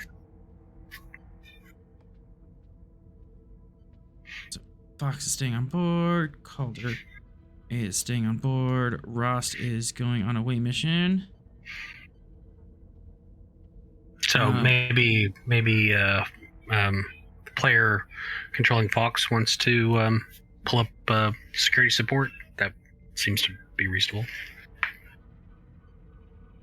Yes, we have Diaba, or Tervel, or Toulon, on which are kind of our ground pounders. What about Zogar? He is a tactical officer. Yeah, he's more tactical, but he can definitely be a ground pounder in the pinch, especially since he's like 8 foot tall, 500 pounds of angry Gorn. Yeah. Ooh, So yeah, you had me at angry Gorn. Angry Gorn it is. All right. Sorrel, would you like to stay on board and monitor Gyro? if that will make Gyro more efficient, then yes, I will stay on board and not go on the away mission. Yes, it would be more efficient, because then you'd be viewing the data directly. Sure, I'll stay at my science station then. All right. Well, I would like another science officer then. Can send Patterson. You can always send Patterson. Patterson's fine. Right. Lorvik and Vera, would you like to grab NPCs, or are you just gonna stay on board? Lovik is throwing down himself. In case there is a medical reason the ship was abandoned. In fact, yeah, no, as everyone's getting up, Lovik mentioned, may also request access to the away mission in case there's a medical reason the Hiawatha was abandoned. Understood. We could do a quick intel scan if there's any toxic pathogens inside. Mm-hmm. In fact, Lovik, you can do a toxin scan and before or we beam over, or really quickly. Oh, fantastic. Vera, are you staying with the Gungnir, or are you going to be going on the away mission? I'll stay on the Gungnir. I'm happy to just step back for All right. the scene. Lovik, Nick, we're gonna do a quick scan of the Hiawatha's atmosphere. Reason, science, or medicine. Yeah. You are really, yeah, this is simple. You're really close range. And the Hiawatha is actually going to help because it is a Federation starship. It's like, sure, I can tell you what my atmosphere is. And sense ores. And medicine. And Vera, Sorrel will consult with you on the best flight pattern for Gyro, given the tactical situation with regards to the sensor status. Sure. We can have that be in a roll just after this. Okay. I have survival's focus, if that applies. Yeah. Knowing what's in the room before you step in the room is generally What's gonna kill you? Yeah, knowing what's gonna kill you before it kills you, general good survival practice. I'll accept that. Anyone mind if I spend momentum to get extra dice on this? Go for it. All right, I'm gonna spend momentum then. Yeah. Extra dice. Absolutely do that.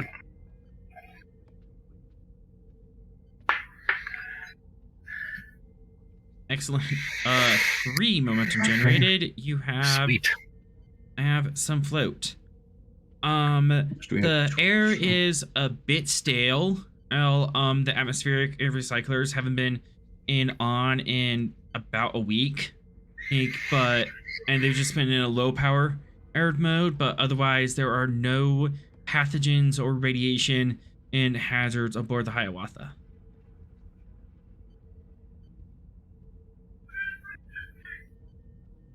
Would you like to ask us some questions? Are there any Yes. of those electrical cloud critters? One of those guys. Yeah, let's spend an additional momentum to ask 2 questions because I'm me. Yep. God,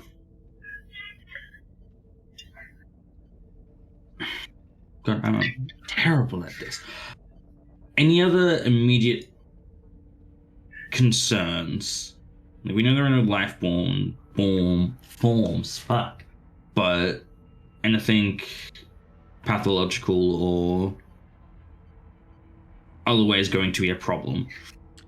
I'll answer that for your studious question. No, there's no immediate danger or to the crew with pathogens, radiation, and no dangerous life forms.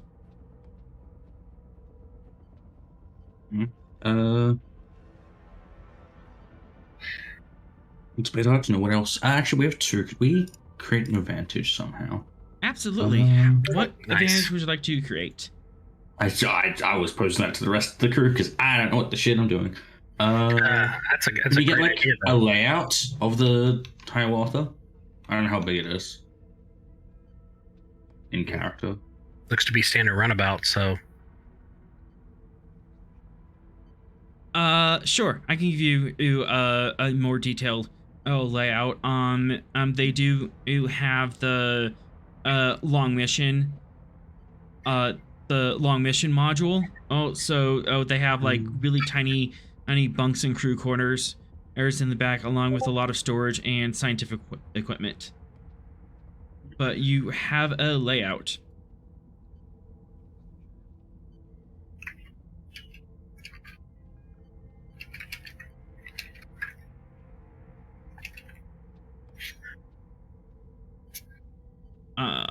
Ross, your away team is ready to beam over at your leisure. All right, so we got Patterson for science, Zogar for security, and the doc, right? 4 of us? Yep. All right, let's beam over. We're not going to bother with the test on this. So,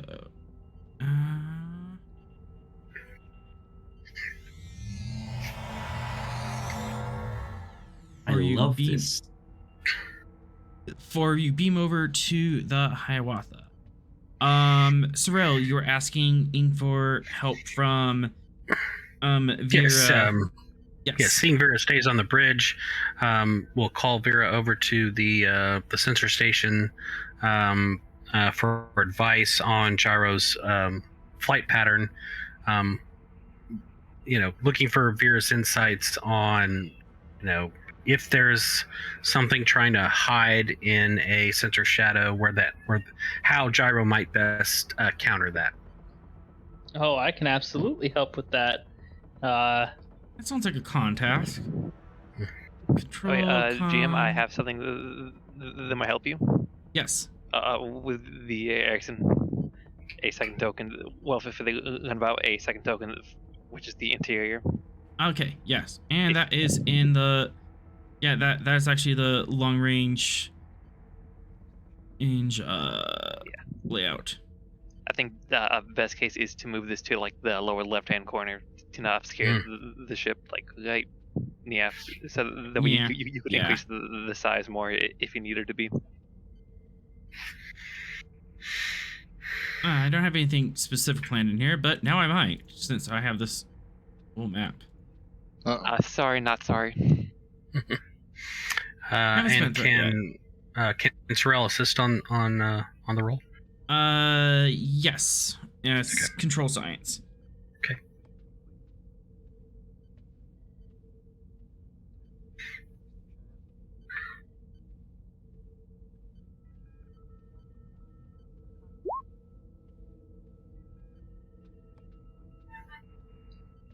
Skullduggery is a because he's looking for places where having the drone go places where things might hide. Skullduggery is the focus. I'll accept that. All right. Have a threat.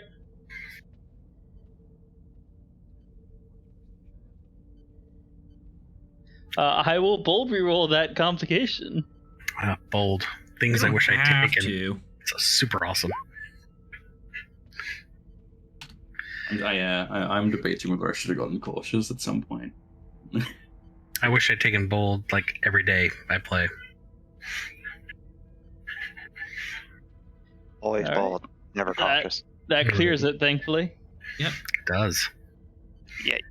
Yeah, bold was super helpful for my character because before he became captain, he was more he was the chief of security, and more respect to being more able to assist in combat than more.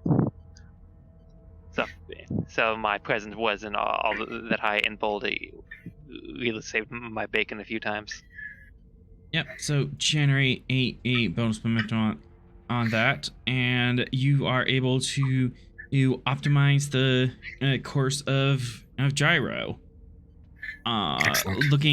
Looking for any hidey holes or sensor shadows that ship, wounded or otherwise, might be hiding.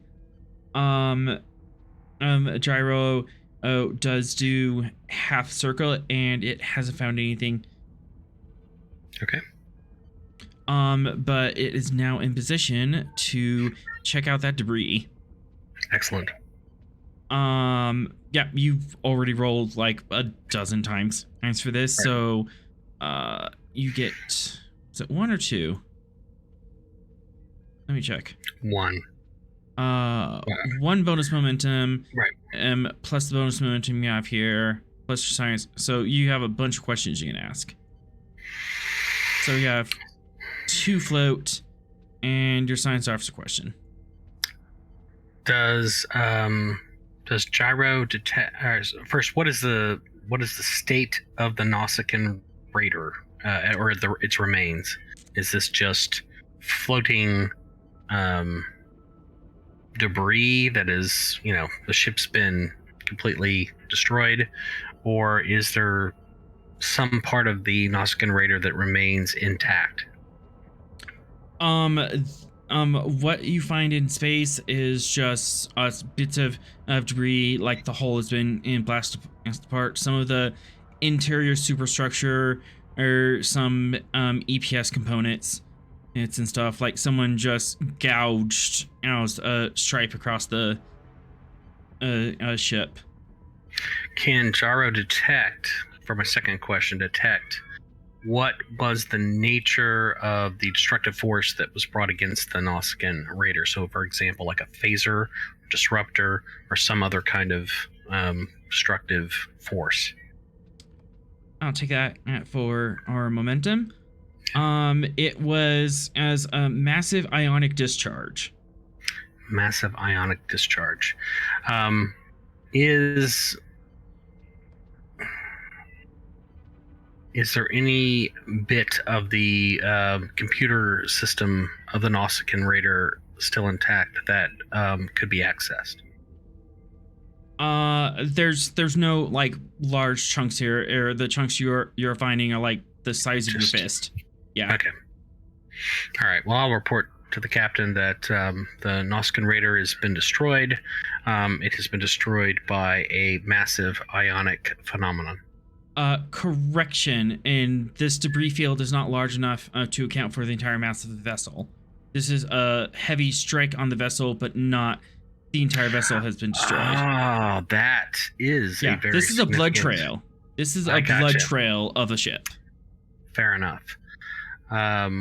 So I'll report that to the captain, that the Nausicaan Raider has been damaged, that a ionic explosion is responsible, and I will instruct Gyro to see if it can find a trail of the Nausicaan Raider where it might have gone after this explosion. Any sign of the crew? In case of the Joan finding the later active, want me to send a flight to support it, a flight of fighters? Well, that seems reasonable. And for reference, a flight is 4 fighters. Mm-hmm. Yeah, because just to be clear, Gyro versus Nausicaan Raider, that is not a contest. No, it would be a shooting practice. Deploying fighters, control, con, div 3. Or command. Okay, I got this.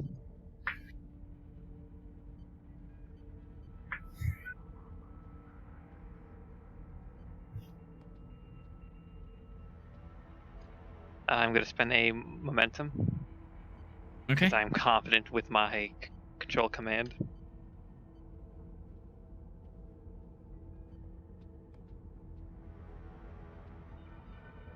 That'll do. That will do. Fighters are deployed. And they will intersect momentarily. You do have one floating momentum on your roll, Sorrel, if you want to ask additional questions. It does. Yeah, I could answer your trail if it finds a debris trail. That would be my question. It does find a debris trail, and it's heading towards the surface of this asteroid. Okay. And as the drone turns attention towards the asteroid, it begins following the trail. You're watching on camera as the asteroid looms larger and larger, and then darker and darker, and all visual sensors on the drone are reporting errors. Well, they're not reporting errors. They're reporting that, hey, there's no light here. Would you like me to switch to a different bandwidth? Yes. Infrared, whatever whatever Gyro has to sense. It starts shifting in up and down its bandwidths. Still has a good subspace connection, gravimetrics. The EM band, and just kind of went wonky, so it shifts down to infrared, and it sees a large hotspot on the surface of this asteroid, about the size of several football fields. I'll relay that information to the captain so he can relay that information to the strike force. And gyro reports arts error, electrical discharge error. And we cut to our away team. So Ross, Patterson, and Lovick and Zogar, you materialize on the bridge of the Hiawatha.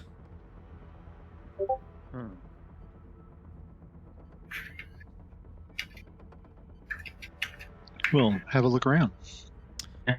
Lovick's gonna pull out his medical tricorder, start scanning.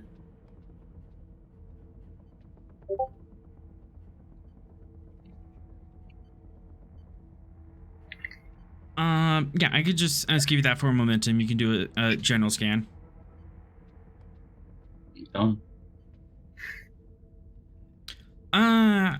You're seeing some epithelial cells from 2 humans and one Trill and one Denobian, an officer, that have been here about a week ago. 2 humans, 1 Trill, and 1 what? One Denobian, the same species as Phlox from Enterprise.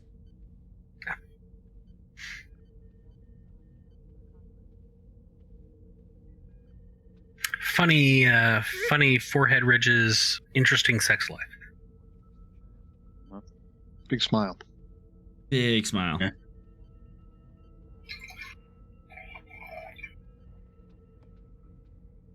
All right, Patterson, why don't you see if we can take a look at the computer logs and find out what's going on?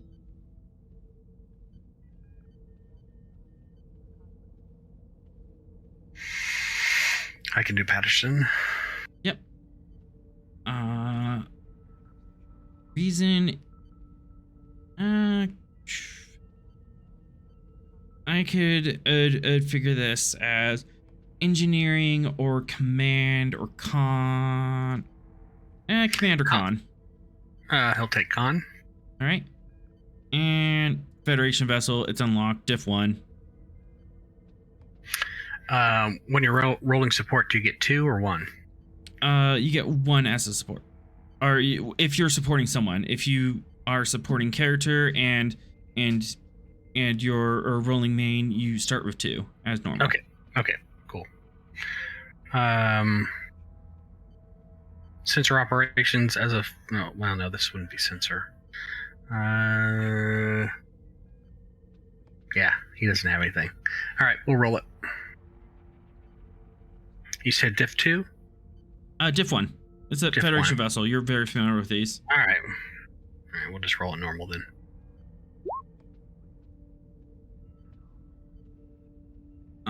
You got it. Gain momentum.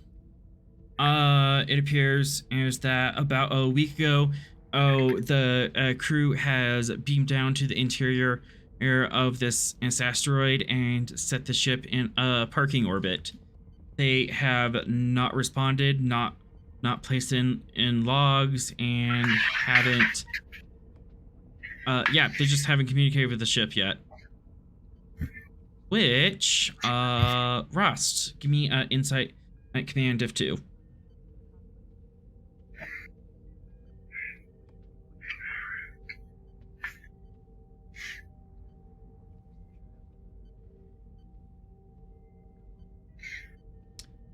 That is unusual. Even if you're down on the surface of a planet and you're doing an extended away mission, at least 24 hours you're checking in with the ship and dumping a log of some sort. Hey, still alive, found this thing, food's terrible, that kind of stuff. You don't even have that bare minimum, which is Starfleet standard. Every 24 hours you leave a paper trail somewhere. Everyone is dressed as if they're at a 60s hippie party for some reason. That report. In the last report, no. No. Strange. They did say, for 1 momentum, and you could pull up the final log. Yes, Patterson will do that. Absolutely.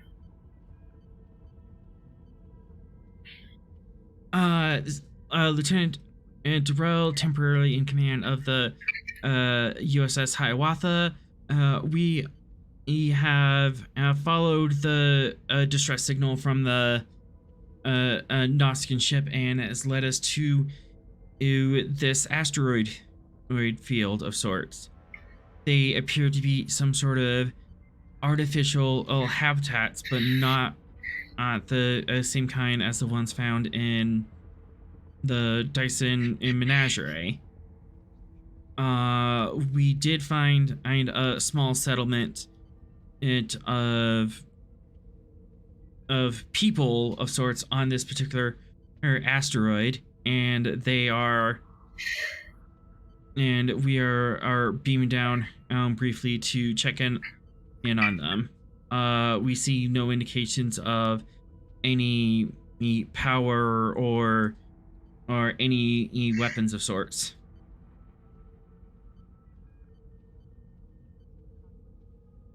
Okay.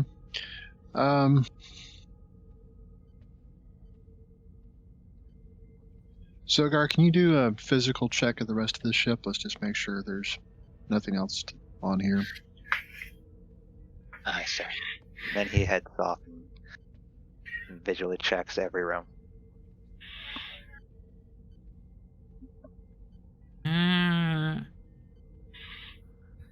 On a scale of 1 to 5, how thoroughly are you checking this? Say about a 3. All right, control security diff 3. All right. And take a threat. All right.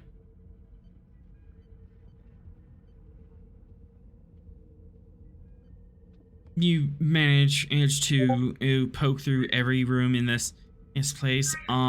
It doesn't look like they left under distress. They made their beds. They took some standard away team gear with them, tricorders, some day packs, axe, water, that kind of stuff. And he would return.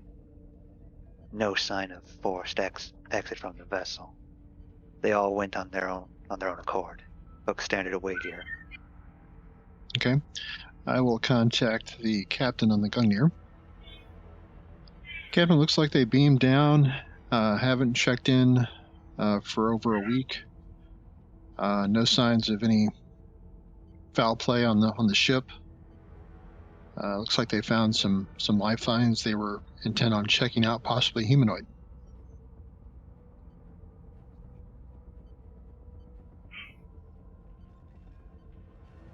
Any blog, any information that you can find that might explain the details about these humanoids? Nothing specific, and they haven't checked in since they beamed down originally, which obviously is unusual.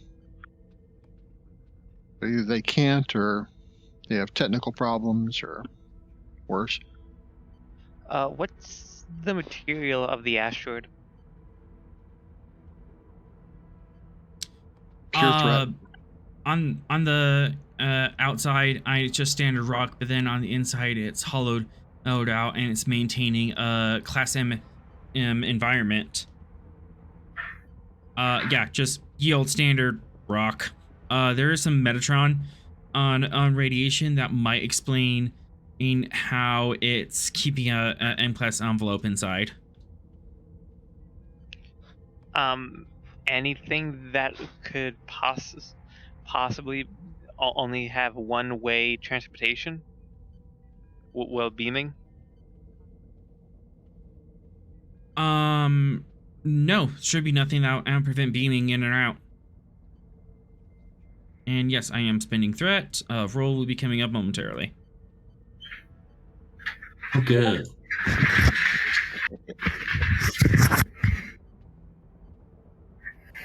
Let's make a note of the coordinates where they beamed down, and we'll probably have to send an away team down. What is In that same regard, Lubick is keeping, I guess, a copy of the DNA he found.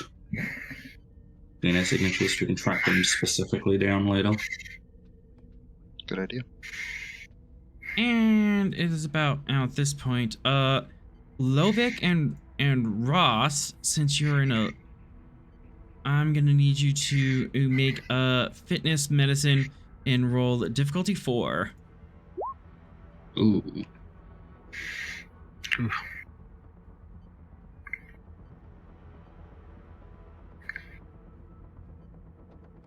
Div 4. Okay. I've got xenobiology and survival, either of those.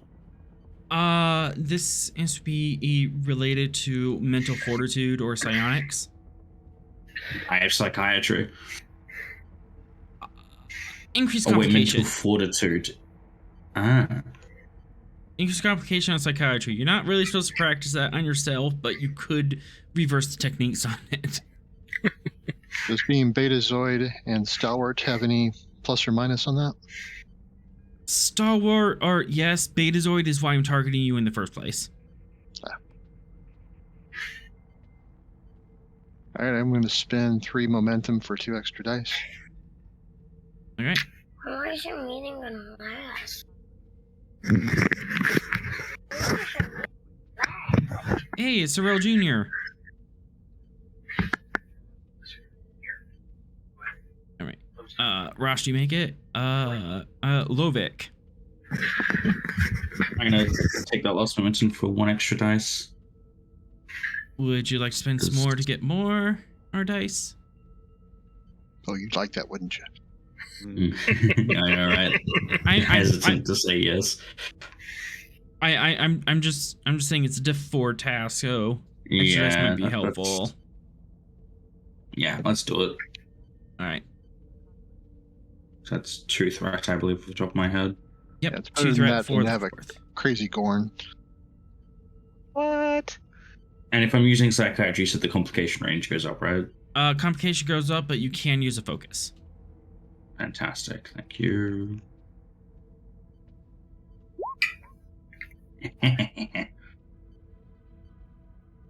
Well, bollocks. You at least learned something off this. So that is 2 momentum generated. And I'm gonna PM this to you.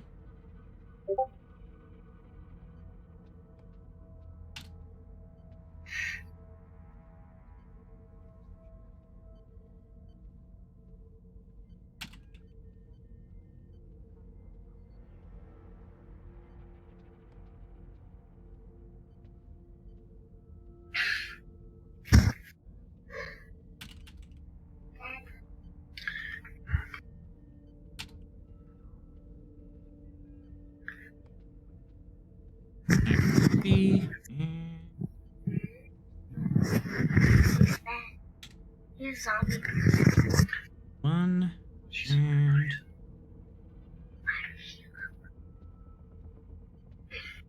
2.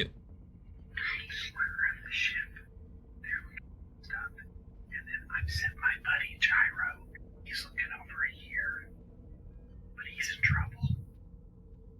All right, messages are sent. You may react as appropriate. And because you succeeded at the roll, you're able to distance yourself from it, but it's still disconcerting.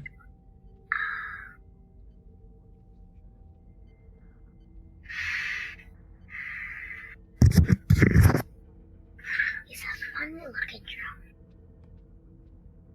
drone. Lurvik's going to go to his medical tricorder, air check like pheromones, gases, and the like. It's our ship. Reason, medicine, difficulty, diff 3.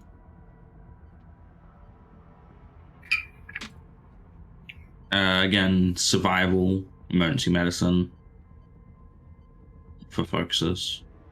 Emergency medicine. Cool. And I'd like to use the momentum to get myself an extra dice. All right.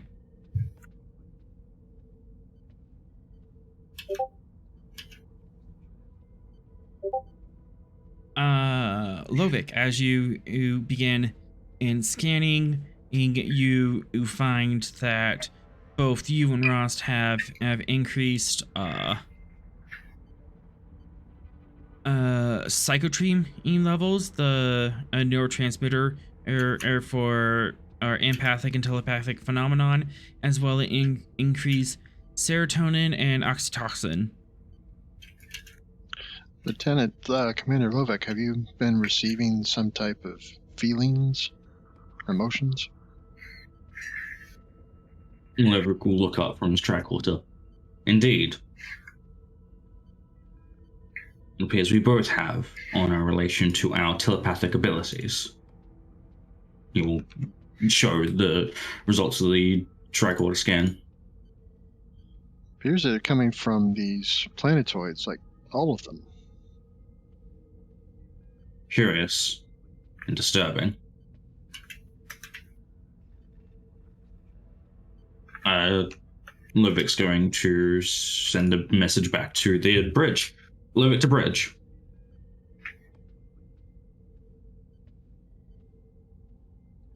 Calder, you're receiving this call. Yes. Commander Rost and I are experiencing some telepathic. I'm not quite sure how to put it, sir. Communication. Communication of some kind. It seems enticing, welcoming. Something's trying to make us feel calm. Indeed. Ray shields, fire phasers. I mean, wait, what?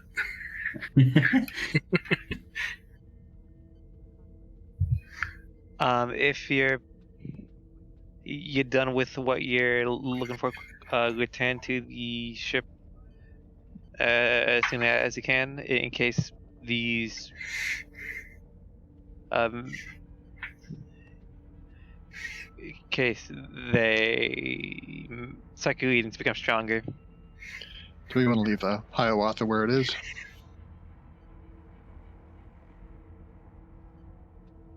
Yeah. Yeah. Roger that. Gungnir, forward beam aboard.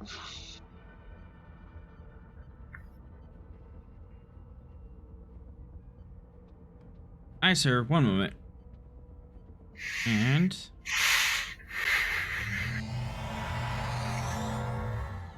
you dematerialize off the Hiawatha. And it is at this point on the bridge, it's Sorrel, that Gyro starts sending out that distress signal. Captain Gyro seems to be in some state of distress. I'll contact the fighters to see if they have visual on Gyro.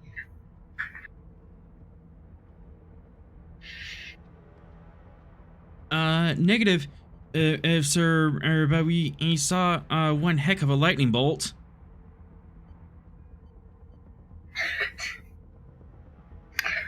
Oh boy. Have you seen the source of the bolt? Yeah, it seems to be coming from the rock itself.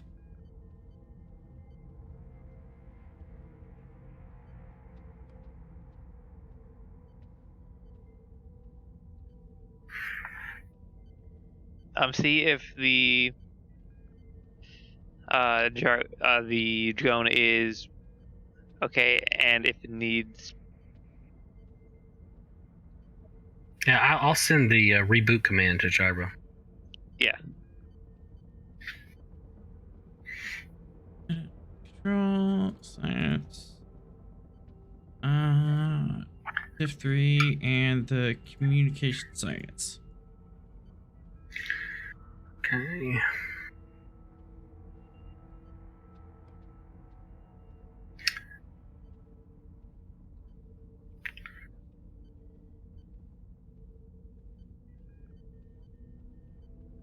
Since I've communicated with Gyro before, can I use testing a theory? Yes. Okay. The additional dice.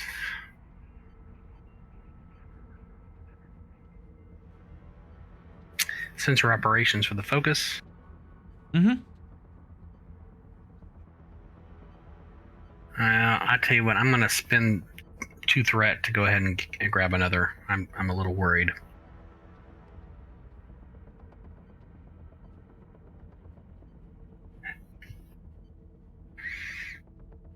Gain a momentum. Gyro, very slowly, reboots and is reporting significant damage to its computer systems.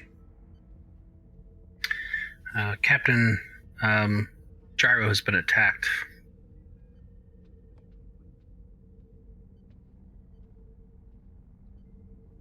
I'll try to get Gyro to move out of range. Gyro is unable to respond. Unable to respond. So have Okay. the fighters move up and quickly bring Gyro back. Captain, go ahead and give me a presence command and difficulty E3. Okay, take a threat for a third dice. Okay. What's the attribute again? Presence and command. Rerolling that complication.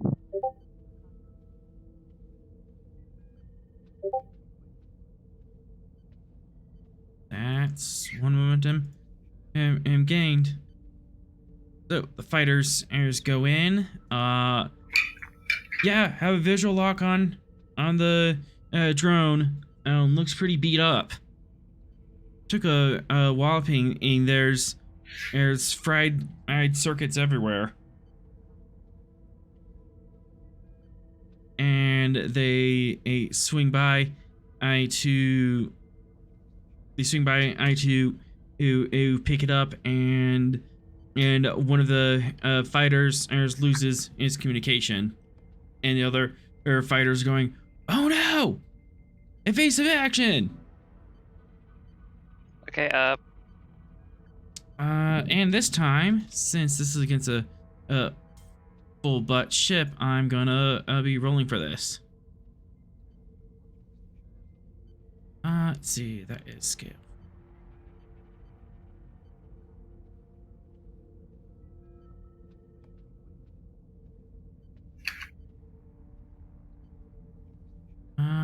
Let's see, that is those 3. All right.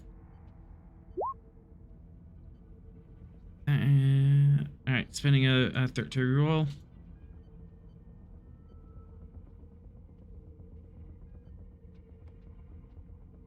That's not good. Oof. Ooh. All right. That is 1, 2, 3, 4, 5, 6, 7, 8, 9, 10 damage each to a fighter. Let's check the fighter stats. Auxiliary craft.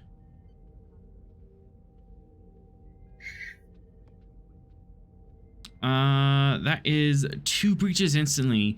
One of your air fighters is disabled and adrift in space. okay. With that, oh no, Vera, full impulse to them. Would you like to warp instead? I think the GM wants us to warp for any suspicious reason, so let's not do that. Well, It's no. never a good idea If you to do, just if you do impulse, warp we are now technically in combat round. So 1, 2, most you can move is like right here or right here. If you do a warp, you can jump those last 2 squares. Okay, yeah, let's warp. Actually, you said it's 3 away, and we could only move 2 if we did normal impulse. 1, 2, 3, 4. 4. You're Okay. 4 squares away.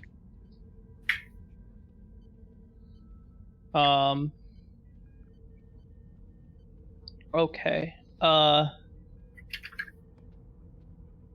Let's use the warp task. So I need to make a control con. Yep, that'll be control con. It's a combat, so diff 3. Yeah, and then engines con, and this will cost 4 power. Okay. I'll spend a threat so you can have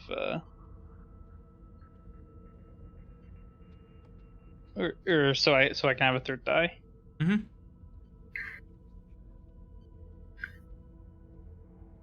Does someone have the Gungnir? I can grab it. nice. Oh, what do we need to roll? Oh, engines con. Engines con, yeah. I Gungnir. used the wrong button, so I had to write that in. All right, engines. Got it. Did someone do it? Okay, you did. Okay. All right, that is 2 momentum generated as Vera, you punch in the coordinates and it's very quickly and jump right on top of them. And I succeeded at a helm task, which means I can use covering advance. Nice. Nice. A success at any helm task means 2 momentum can be spent to block a single enemy vessel within medium range. A blocked vessel makes its next attack before the beginning of my next turn. The difficulty of that attack does not target your vessel has the base difficulty equal to the character ship's scale instead of normal difficulty. Okay, so it has an increased difficulty equal to your scale.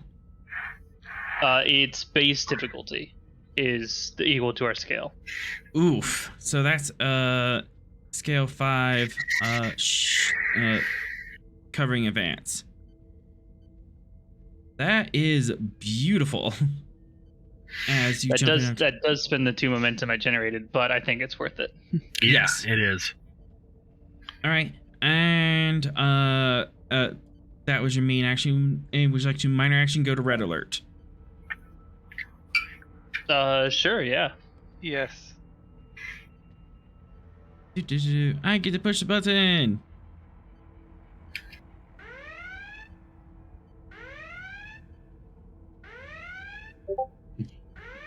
Luvic was heading back to the bridge. Hears this, stops, turns around, and starts heading immediately to medbay. All hands red alert. All hands red alert.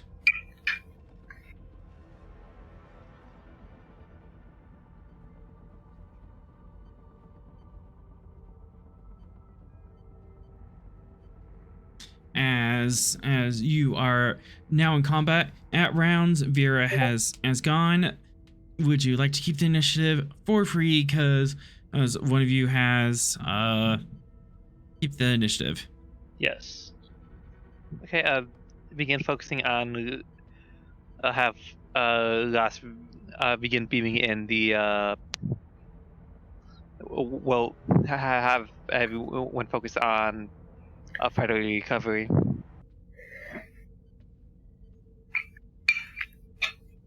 And then when that's done, move out. Well, move away. So we have 1 disabled fighter and 3 that are okay. Yep, 3 are okay, and 1 disabled fighter. You can call the fighters or to recall them. That would be a control contest, but you can and override with command, but it'll be increased difficulty, as you'll be overriding a console. We'll just recall them and we'll tractor in the disabled one. All right, to recall all fighters. Control command, diff 4, assisted by communications con.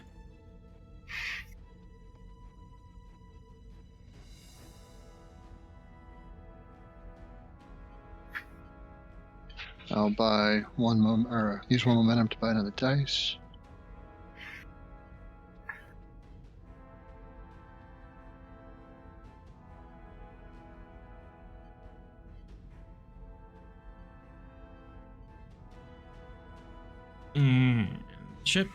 gain that momentum and back. You slam into your chair and quickly pull up the flight deck on your side computer, and you're able to recall the fighters in. The 3 fighters that are able to move are swinging about and coming into position. They will be docked at the top of the round. One fighter still adrift in space, and poor Gyro is adrift in space. Would you like to swift task?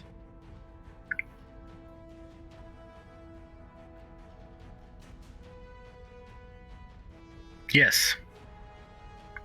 Rust, what would you like to do? All right, sorry, I had to get the door real quick. So Yep. what was the result there? You did succeed. The 3 fighters that are able to move, acknowledge, and they're moving around the back to enter the flight deck. They will dock at the end of the round. Okay. Next step would be to tractor in the disabled one. Would you like to do that now? I would. All right, taking a swift task. Tractor roll.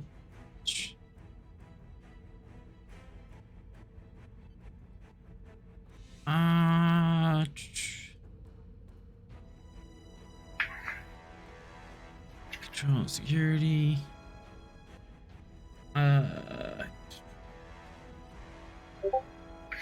It's not that much, but you would be overriding a console again. Okay. Then assisted by structure and security or tractor beams. So control security difficulty 3, assisted by structure security.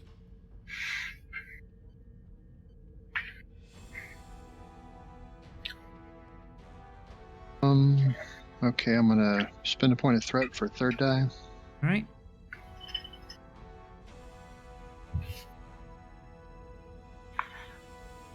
Oof. Oh. Reroll possibilities. Got a reroll on that? I'll give Ross effect my like the determination. Ross, you are really determined to do this. Would you like to spend a point of determination? Yeah, I'll do it. To what value?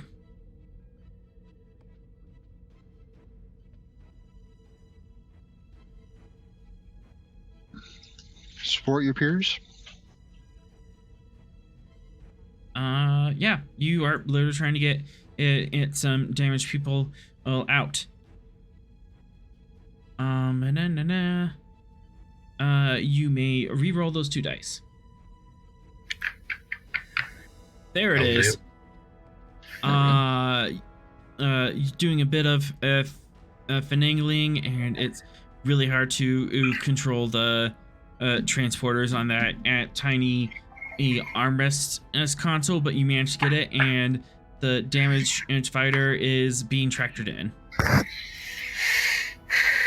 2 players have gone. It is now my turn, and hey, you look lovely.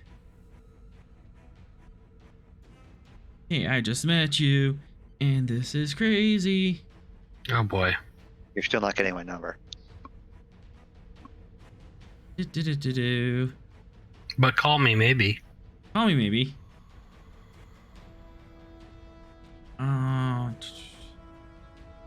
Actually, we have, yeah, definitely that procs.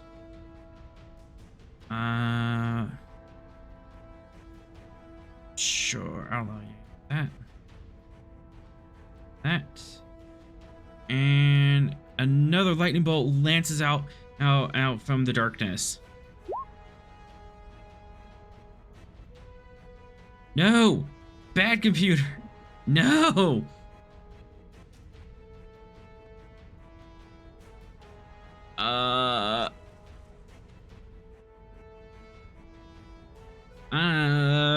What to do with that complication? Because You can't get momentum off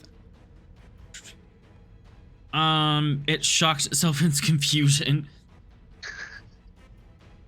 Best I could think of. And you already swift ass, so you can get like 1 extra action in next round, so 3 players can go in a round. That's its turn as the lightning bolt tries to build up, but it discharges across onto the surface of the asteroid. But no, I can have fun with this.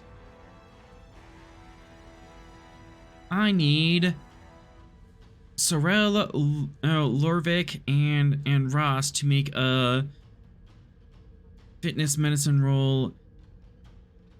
Difficulty 5.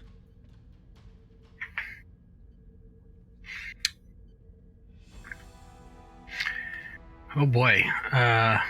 Fitness what? Fitness and medicine. Fitness medicine. Oh, that's just the greatest. Yeah. Isn't psionics fun? Yeah. Okay, so as a Vulcan though, do I have a certain amount of resistance to a psionic attack? Vulcan is why I'm targeting you in the first place. So the trait of Vulcan does not help on this roll. Yeah, I tried that one. Damn. Yeah. No, unless you're like hella experienced in combating psychic attacks. No, Rachel does not give you a resistance. I do have mind meld as a talent. How does mind meld as a talent work? That might help. I'm not too sure on that front. I know it's more of they have to have a physical connection for the mind meld, really. Yeah, but this it might, depending on how it's worded, I might allow it to bridge back. Yeah, I mean, there's a certain amount of resistance. I think that associates with having that as the talent. Control can be used to resist mental assault, duress, or other stressful situations through an orderly mind and the application of discipline.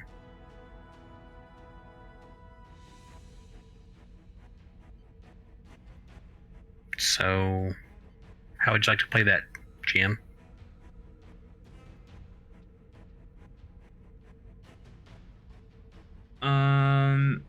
You can have. So you actually have the mind meld talent on your sheet. Yes, I do. Say, okay. If I do roll challenge dice, you can have 2 resistance, as you are used to separating and keeping in distance from psionic attacks. Gotcha. All right, so fitness and medicine, difficulty 5. I will be pulling I will be adding all the threat necessary to get 5 die.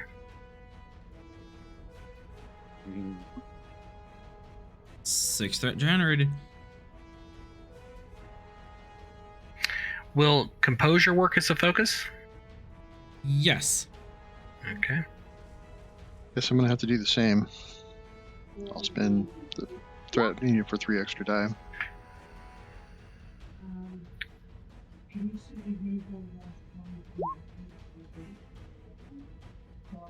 I'll use my determination to reroll.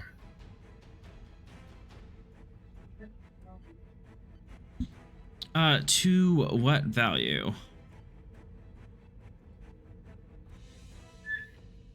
I always have an exit strategy. An exit strategy from a mind meld? Sorry. I don't know. Exit strategy. Haunted by the past. Damn it. Every problem has a solution. I'll accept that. All right.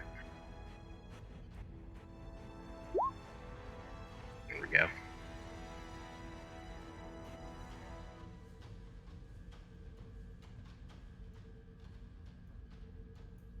We're just missing the other Vulcan. I'm yes. letting everyone else go first. I do have a question.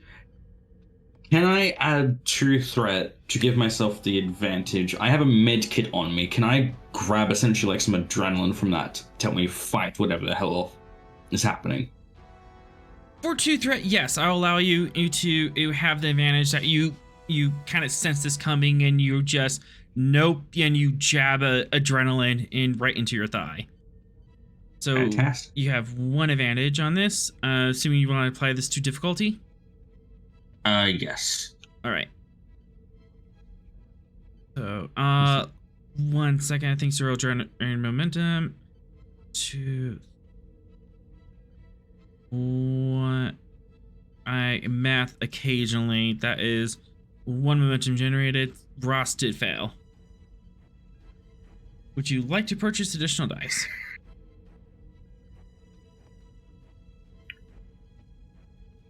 Oh, What me. can I- Bleh. Wait, join me or Rost? Towards you, Lorek. Cool. Yes, I would. So what's the difficulty now with that advantage? That would be difficulty 4 now. Cool. Yeah, let's purchase 2 extra for 3 threat. 3 threat total. Leave the momentum. Yeah, leave the momentum. Sweet. We're gonna need that for fucking later. Amen. Sounds good. Alright. And then I have my psychiatry. Actually, I just applied adrenaline to myself. Can my emergency medicine focus apply? Yeah. I'll Knowing take what to that. No, fucking use to fight off. I'll take that. No nonsense. complication. Surprising, because you already spent the threat to kind of get into the situation. Sure. Hell yeah. You don't need to give him a complication when he's already done it to himself. Yep. Yes. Yes. That's an extra momentum for us. Hell yeah. All right. So, I'm gonna message this as to you to all the psionic players. Ross, you feel this in your bones. Sorrel, and Lorvik, you're able to feel this message, but you're able to back yourself off from it. Okay, so everyone, as soon as we get to combat range, put on everyone who's psychically enabled. Put on your tinfoil silent hats. darkness. All right, and Speaking of, in that regard, if no one else on the ship minds, can I use those to advantage? Actually, wait. I'll do it on my. I need to do it on my turn. I think.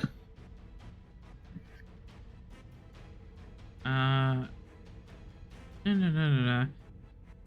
That's what I get for doing this at last minute. I don't actually have stats for this. All right, so I didn't hear that. I My did. immersion. My immersion. What's immersion? all right, so this is gonna be energy attack. 9.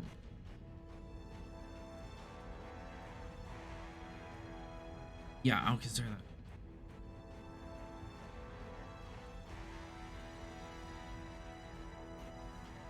All right.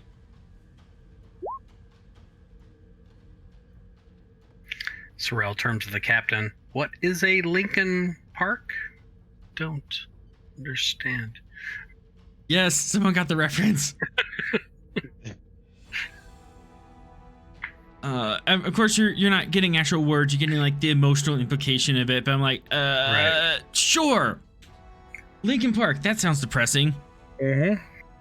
So that's 1, 2, 3, 4, 5, 6, 7, 8, 9, 10, 11, and 12 damage. And intense 1, 2, 3, 4. So intense ends for 12 damage. Do you still have stress left? Talking to me, right? Yes, Rost. No. Oh boy. Jeez. Okay, Commander so just collapses you for hit the sure. deck and your nose starts bleeding and you start seizing on the floor as you now have a lethal injury on you. Medic. As oh god, that hurt. Sorrel will move to the commander's side and, having perceived a psychic attack, see if a mind meld might be an appropriate appropriate to address his injury.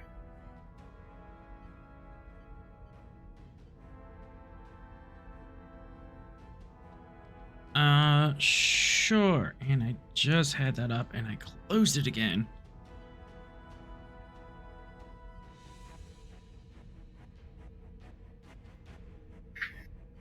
I think you just like doing mind melds. I mean, I'm a Vulcan, man. He really wants to get inside our heads, is what he's telling us. Exactly.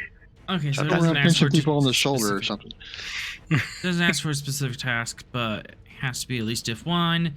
But you've known Ross, you've worked for him in for a while. So presence. Commander science. Yeah. Presence commander science, diff 1, but 1, 2, 3, 4, 6, 7, 8, 9, and 10. Oh. Count 5. Can I use composure as a focus? Yes. Okay.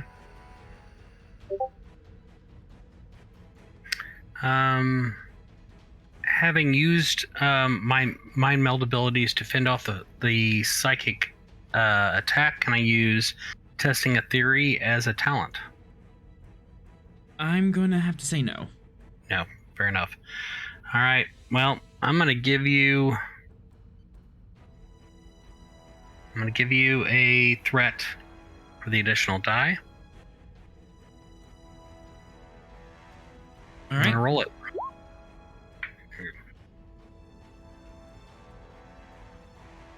You have a psychic link with. You have a psychic link with Frost. Okay. He's in there, but he is being assaulted by a psionic storm that is larger than him. There's too much emotion for one person to handle. Can Sorrel take on some of what is attacking the commander's mind?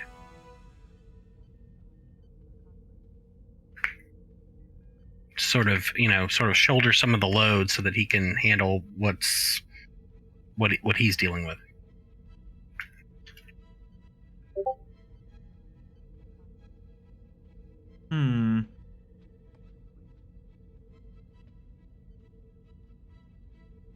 You can spend the 2 in momentum to swift task, and then we can attempt a presence command and task, and Ross can assist.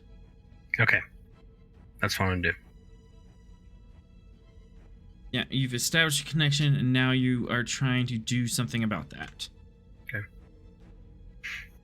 So, presence command. Let's see. This is a really big thing. And you're in a mind meld. And he's taking in psychic damage. And I have all this threat here. Difficulty 5, complication 3. Yeah.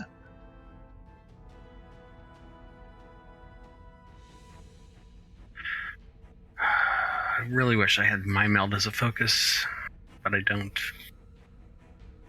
You have any of the focuses that might apply? Xenobiology? Increase comp? Yep. Alright. Count 4, and you have a focus. And Rost, you can assist. As this is literally a mind meld. I'm gonna spend all the threat to get 5 die. Sounds lovely. Presence command, here comes the roll. Yes. Yes.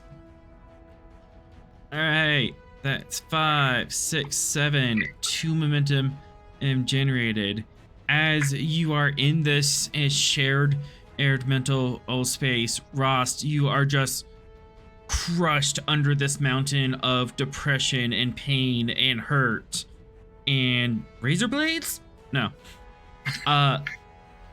it's not quite that bad, but it's like a mountain of pain and hurt and unrest and do not want. My God, I'm being attacked by an angsty teen. you joke, but it might be. It might be. It's a little more refined than just an angsty teen. There, you can tell that there is actually there's some actual maturity and emotional weight to what's happening. It doesn't feel frivolous or like a teenager's emotion where it just balloons and explodes out of nowhere. This is hurt and angst that's coming in from a reasonable place. Okay. Or a mature place, anyway. A mature place. You can ask additional questions. Sorrel, you get one additional question being a science officer. Ross, you can also ask a question in for free since you're in here too.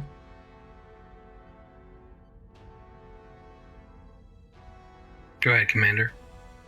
Can we try and send a message back, or a feeling back, maybe something of empathy or concern?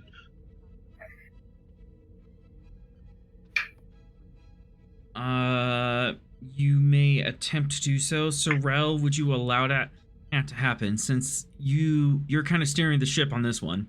Right. Well, let me ask my question first. Yep. Do I have any so I feel a mature presence. Do I have any feeling of what is originating this psionic attack?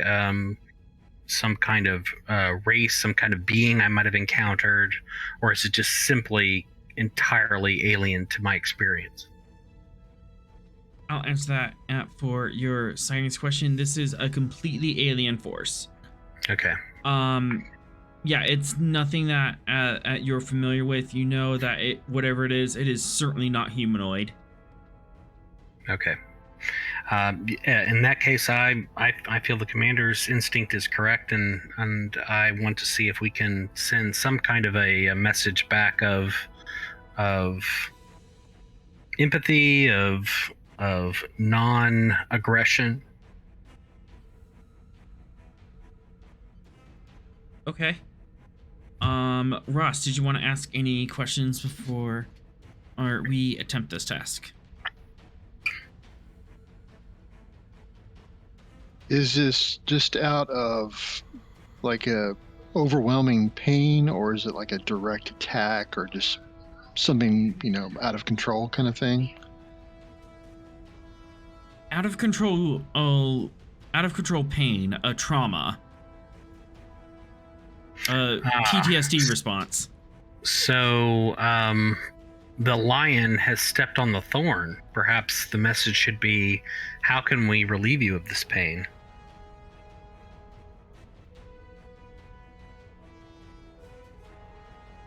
Yeah, it was kind of my thought of sending back the empathic, empathy back to them to see, Okay. Empathy and stuff. Unfortunately, that is your 2 turns earns. So we'll have to resolve that next round. Okay. Sorrel, You're not getting an extra one because the thing made a complication earlier.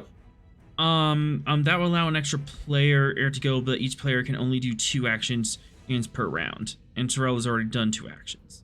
I have. So Damn. Another player can go. I do have something actually. Yep, Lovek. What would you like to do? Lovek, has he made it through the med bay yet? You would be in med bay at this time. Alright. Using the information on the tricorder that he's now gotten twice, both once on the ship and once now, which was a lot stronger. He essentially, if possible, spending momentum to gain the advantage. Figure a way to configure our shields to block this message. Something he can send to the bridge that they can use. Like, hey, the telepathic attack is coming on this frequency. This is what we need to block it. Absolutely. You can set that up. So that will cost one power. An actual roll I can modify for modulating shields. Where was it? Modulate shields. Control security. Okay. So if we set this up like so, control medicine, diff 2. However, this is a really non-standard configuration. Diff 3.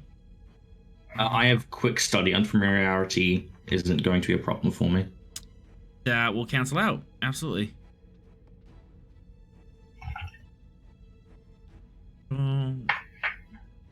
Okay, so and reset. Control medicine. Diff 2. And no comp. I'll raise the comp a little. Because the shields aren't really designed for this kind of stuff. And then structure medicine.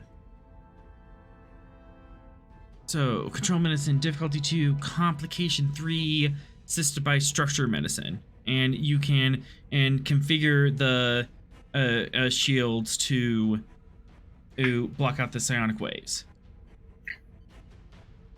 Is this going to cost me the momentum to create this, or? It would just be the roll. Oh, Okay. Yeah, this is you running and setting up and implementing this plan. So only thing it will cost is your action. Alright. I have psychiatry, emergency medicine as a focus. One of the two. One of the two will work. Fantastic. And I'm going to spend momentum to get myself an extra dice. All right.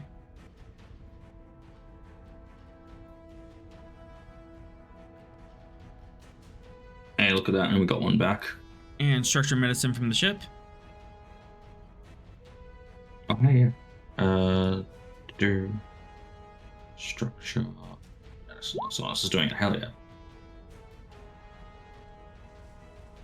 Rosh, you can't do it. You're on the floor, bleeding out. He can do it. He did this.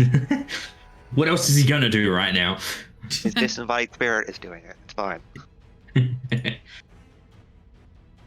Yeah, all right. Get a momentum back. So, you've increased the resistance, and it's +1 against psychic attacks. For every 1 momentum you spend, you can increase that resistance by 1. Any objections to me spending all 3 that we have? None. Fantastic. All 3 out the window. All right. You now have +4 resistance on any psychic attacks to any psionic individual inside the shield bubble. And how the heck am I going to represent this on the sheet? All right. So we have the skull and 4. That's kind of goofy. All right. Okie day. That is your turn. Would you like to swift task and attempt something else? I don't even know what swift tasking is. Swift task asking you can spend and 2 threat or 2 momentum to take another action, but the second action is at +1 difficulty as you're trying to do maybe that and the other thing at the same time. I don't have anything else to do right now, so no. Lovic is just waiting on patience essentially at this point because we're on red alert. Who knows what the fuck's happening elsewhere? Reasonable. Yep. Alrighty, then.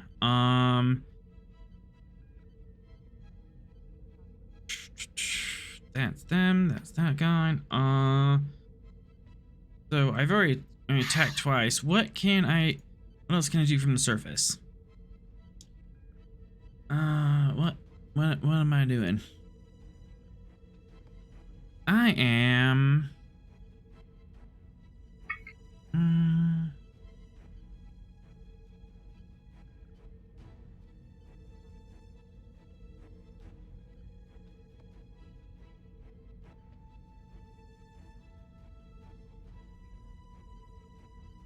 Sure. Okay. So I'm gonna attempt this and grab some extra dice. This is a really goofy maneuver. That is gonna be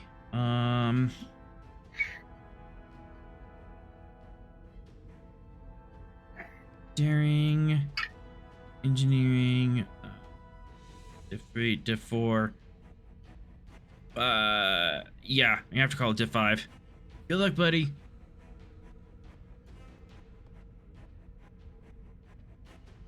Because it wasn't really designed to do this thing.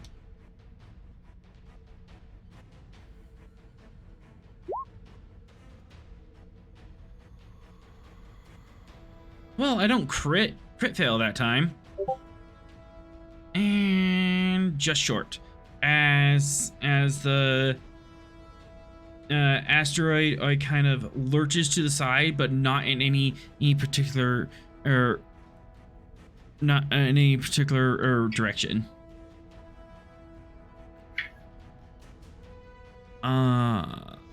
That's its turn. Vera, you're the last to go. Or no, actually Calder. Calder has not yes. gone yet.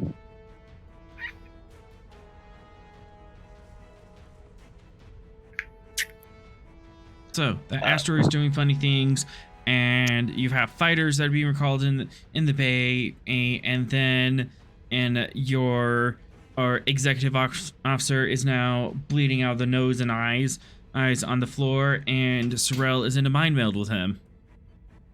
Okay. It's fine. This is fine. It's all fine.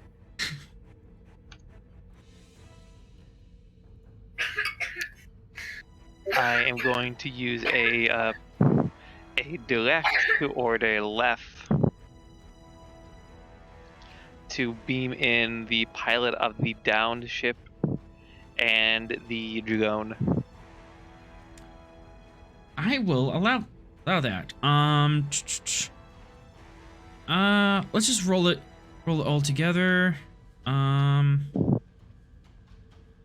So that's gonna be control, engineering. They are not on the pad. Would you like left to beam up to a pad or site to site? Right, to sick bay. Yeah, for the pilot, but don't know what to do with the drone. Okay, site to site to the sick bay. Hey, that's gonna be diff 4. And then sensors NG. Okay, And sensors bringing out diff 3. Because you guys are awesome. Ross, would you like to pull out left? I already have a sheet up. You already have a seat up? Awesome. Take a threat GM. Alright.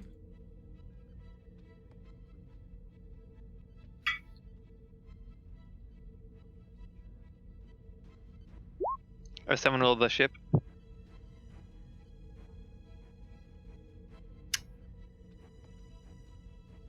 Yeah, that roster. Yeah, Do it. get in here. Okay. That's sensors engineering, right? Yes.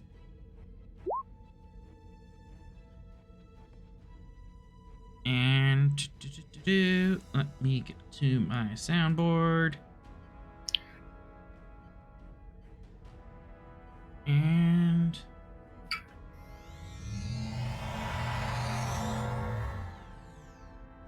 the pilots are immediately transported into sick bay, and the drone appears in the transporter bay. And left announces from the transporter room, "Got him, sir."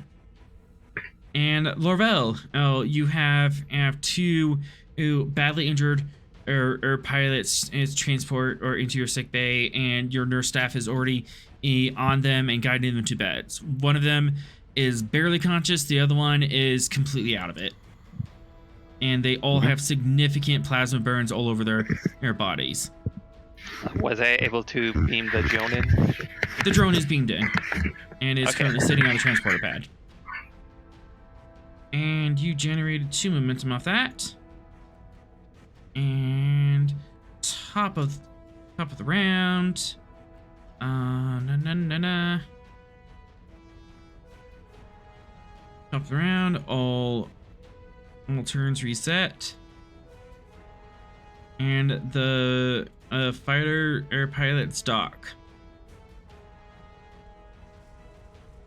And you get a confirmation system from the hangar deck. Fighter secure, sir, or we can bug out when ready.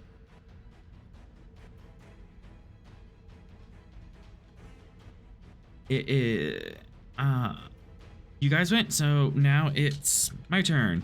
And I don't like you guys. I don't like you Well, I guys. don't like you. Yeah. Yeah. I like me. I want to shoot you guys. Darn it. Right there. Alright, so you can do that one. Why are you guys so dumb? Why?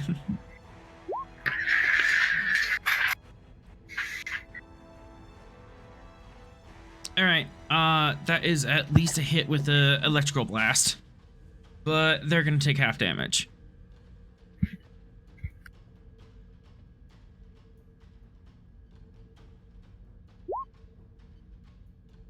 One, two, three, four. Yes, I want to reroll that.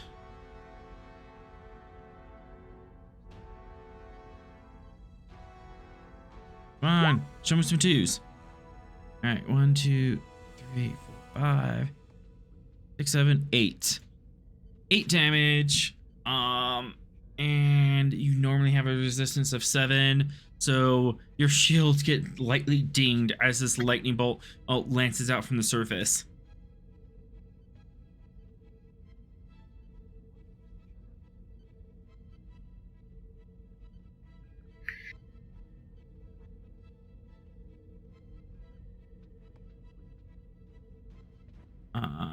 No, I'm not gonna do anything else.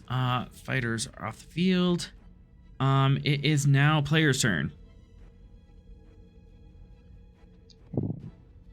Okay, I'm going. I think with that, let's get out of effective combat range of that thing. All right, how would you like to do that?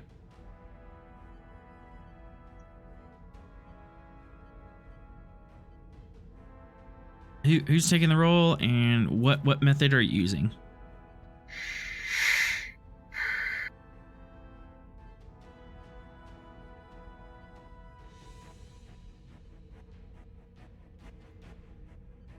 Well, if it's steering the ship, it's Vera, right? Yeah. I would assume so, unless the captain wants to direct. Because you have one I more already direct. used direct. Don't you have 2? No. Oh, that was someone else. Yep. All right. So, Vera, how are you getting out of me. here? As fast as possible. So, warp speed out Warp the speed. system, or are you just hopping across the system? Do you want out or do you want out? Just out of attack range because we still gotta find the runabout crew. Got it. So just out of attack range. Yeah. Okay. So, impulse. Sure, we'll do impulse. All right.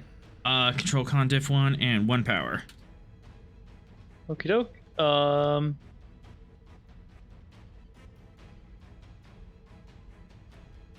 And we get to move 1 further because I have inertia, and the last turn had a warp task. Yep. Sweet. So, 1, 2, Let me double check. I think impulse is anywhere within long range. So, 2 squares and then 1 more. So 3 squares.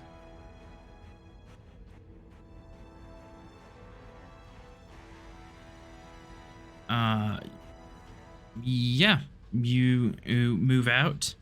Do you wish to keep the initiative or let the turn pass to the bad guys?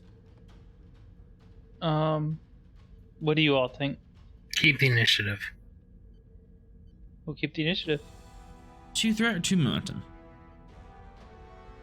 We'll go 2 momentum. Alright, and who's going next?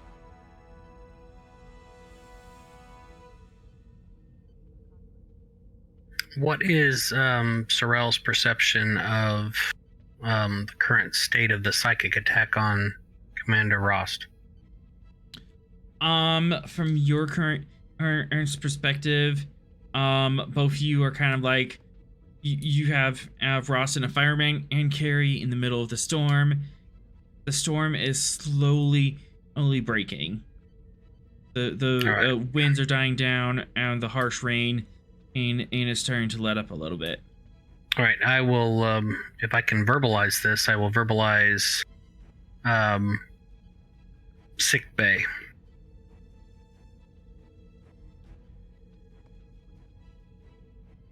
That's gonna be a task. Okay.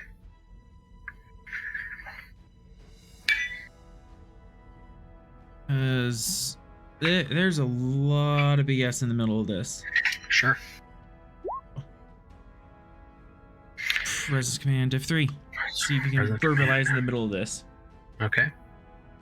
And Rost, you can help since you're in the mountain miles with him. Buddy system. I'll give you a threat for the 3rd die. Composure is a focus? Yes. Okay.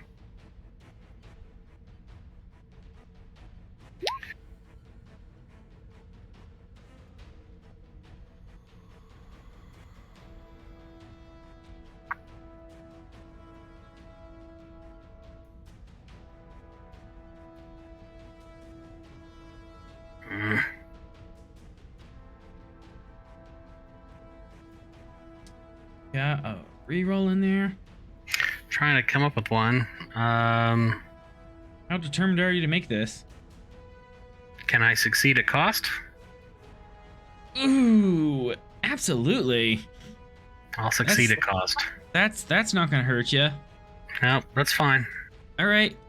You are able to audibly mutter the word or sick bay, and everyone on the bridge hears it. However, Sorrel. 1, 2. I can reroll that. 6 more dice. Sure, take 6. He wants to make it hurt. He is going to. Ooh, Not that bad. that's an ouchie. Is the 4 resistance going to help at all? The resistance will help. So that is 1, 2, 3, 4, 5, 6, 7, 8, 9, 10, 11, 12, 13 minus 4. So that's 9 damage total. Just 1 short of his stress total, but he will. So he'll take it all. All right. So you take that on the chin. Owie, owie, that hurts. You could stay A up, but because it's intense and have 2 effects, that's going to cost 4 threat for you to stay up unconscious and able to help in this. I'm gonna spend the threat to stay up to help Rost. All right. As you manage to mutter the word sick bay, and green blood starts trickling out of your nose and your ears. But you are maintaining contact. You are maintaining the mind meld. Rost, you feel ill him in taking this stress, but he's holding on for you. He's keeping the link strong. Okay. Turn now passes to the bad guys. And there is no follow-up. So now we're in the interesting situation of medical task. My turn. Yes. As Sorrel and Ross are being dragged back to sickbay, we have the drone, the transporter room, also damaged, and we have 2 Starfleet officers. That are also hurt. Where are we going? Near it. These are friendlies.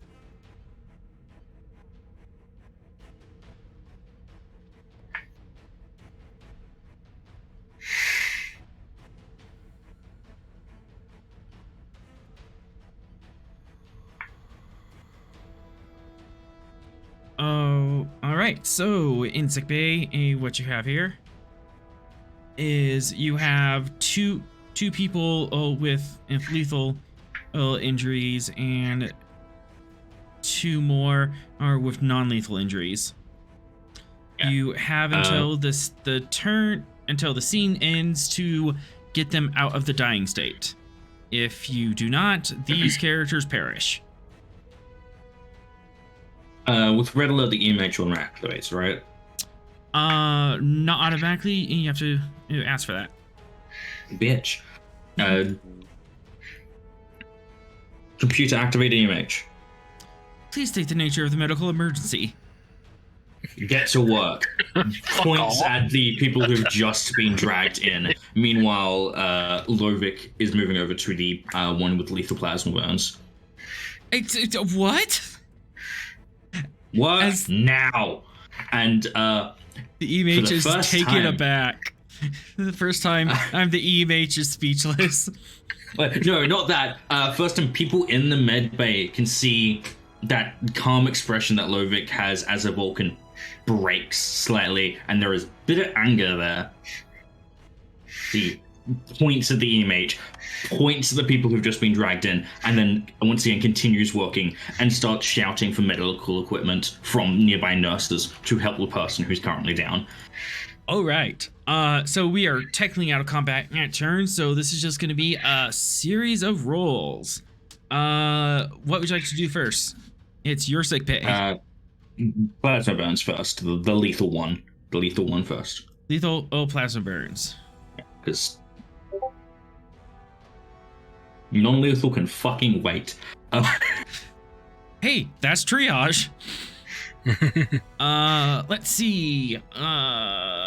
It's a lethal injury. Some of this, I'm gonna say some of the spacesuit was melted in. That's gonna complicate 8 things.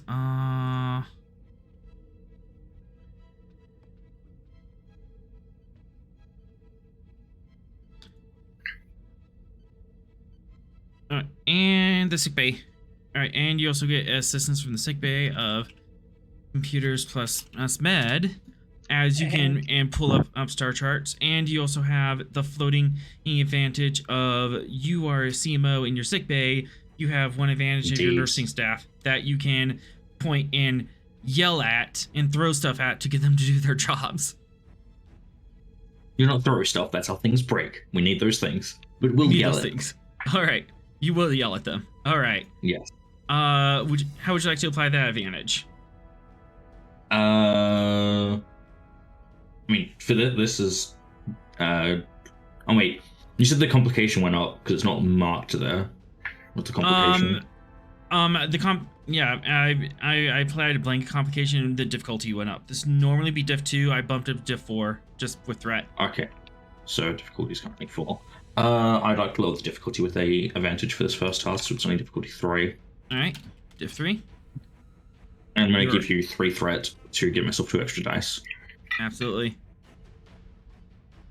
I have a focus in xenobiology, emergency medicine, survival, surgery. I don't think surgery applies, but hey, maybe. Take your pick. Dealer's choice. I am a doctor in his element. That's what I do. That's 2 extra momentum. Thank you. 2 extra momentum. Plus, someone's assisting me. The ship and I think ship the EMH. The ship or the ship can assist. If you want to activate the EMH, he can roll an additional dice as well. Okay, let's. Which you have 3 out of 5. So yeah, you can activate them.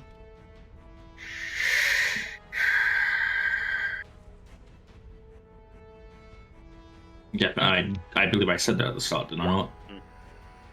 It was when I was pointing at to get to work. So yeah. Yeah, but there's a mechanical thing about like if you want to activate an NPC, there's only so much crew support you have an episode. Okay. So yeah. I'm rolling the EMH right now.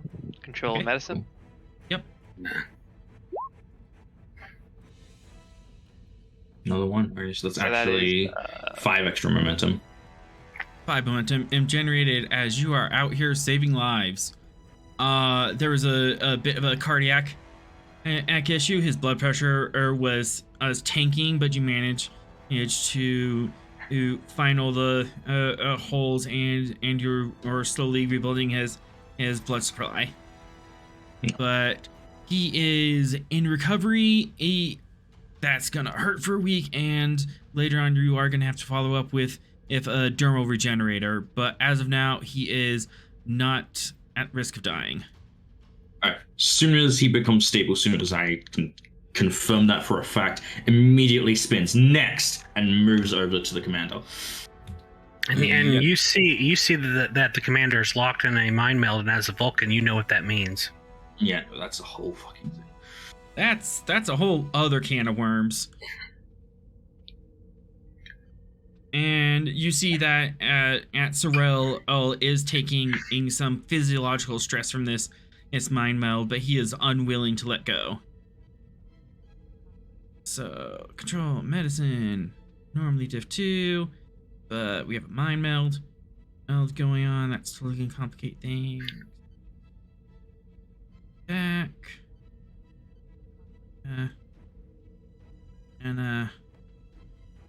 Sure, let's throw this all in. Sure, spin it all. Spend it all. What's the worst that can happen? Well, the worst that could happen is that nothing happens. Well, I mean, literally, worst that can happen is that Ross dies on the table. Nah, that sounds like the best case. And Sorrel goes with him because we're linked. Yep. 2 for 1. Nice. It's not. Comp med helps. Yeah, because of the mind meld and the unknown and the relatively unknown psionic attack, this thing is super complicated. And it's Question. I have Wait, quick study. Unknown doesn't fucking matter. unknown doesn't matter. Diff 4. GM, Nice. I have a question. 42. Does this count as a new scene? This does count as a new scene. I'm assisting with a direct and using my pike metal, so that assist counts as I roll the 1. Actually, I have to walk that back. It can't count as a new scene because if it was a new scene, Ross would be dead. Oh, never mind. Okay. Yep. I don't think we want that. Nope. No. They'd be fun, but no. Unfortunately, this is still the same scene. But all right, so quick study brings that comp down to 4, difficulty down to 4. Fantastic. I have psychiatry, which deals with emotions and nonsense, and hopefully this is a focus. This will definitely be a focus, Fantastic. along with emergency medicine, because he has physiological damage from a psionic wave. Oh, okay. Even better. There's bleeding in the brain. There's blood in places it ain't supposed to be. No, it's not meant to be there.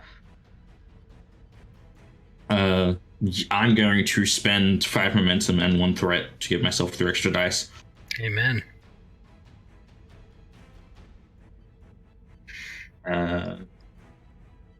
So yeah, I don't know what help I'm getting, but I'm gonna roll my dice. The doctor and the ship can and also help. Nice.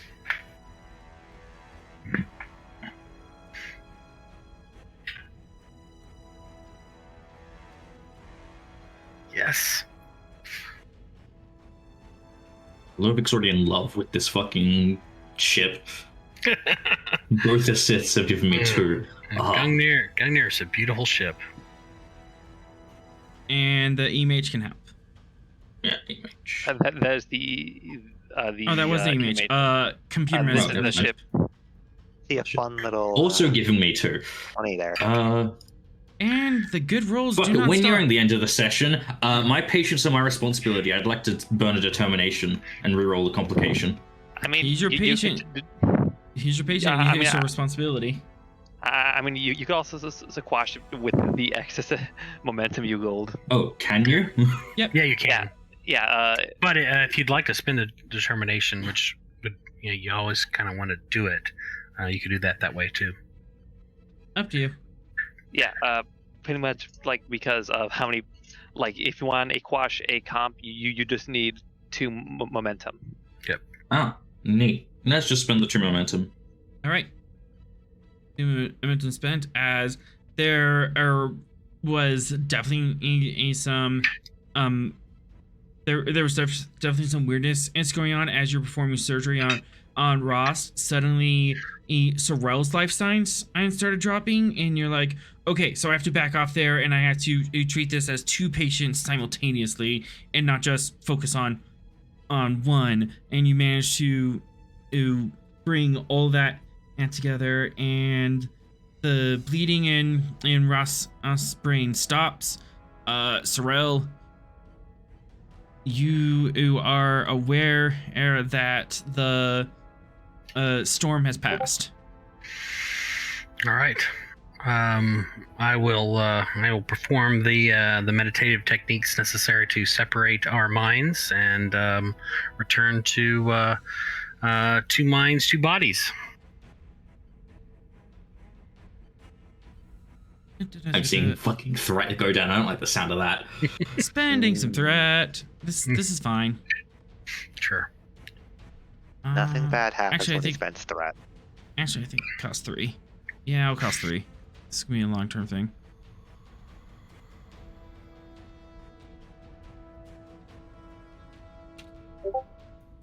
I am Spock. I am Rost. Sorry, I am Sorrel, not Spock. 60 say that. All right. Rost and Sorrel. If you look on your character sheets, you will have a new trait. Okay. But otherwise, you are out of the dying state.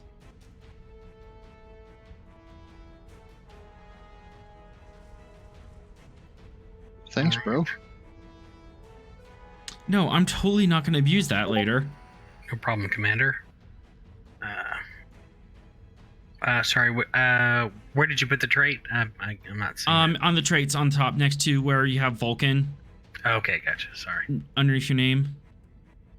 Crap. All I see is Vulcan. You might want to close. Oh, you off might the have to sheet you refresh your currently sheet. have and open it again. Yeah. Refresh it. Okay. Yeah. I've had that issue before. All right. Back in there. You didn't have to leave the game entirely. You just had to close out your current sheet and open a new one. I've had some issues though with that, so I just went ahead and popped out and popped in. Yep. Um, But with that, your you do have one more patient in Lorvik. He's not dying, but ow. He has plasma burns all up and down his body, and he is fading in and out of consciousness. Yeah, moving over to him. Also, I still have 2 patients. Yes. I don't care how conscious this man is. still not leaving. But deal with him later. So, yeah, I'm gonna move over to the plasma guy. And all the assist you have. I'm gonna spend 3 momentum to make this, because the more dice I roll, the higher complication is. I don't like the sound of that. Maybe just one. Just one. One for third momentum dice. for a third dice. Emergency medicine, I assume. Yep. That's it. Done. This is what for having you guys roll. Just all the momentum. You guys been crushing it tonight. We have a surplus of momentum in the last bit of the session. Well, we might want to use that on some questions. Yes. You also get the assist from the EMH and the ship.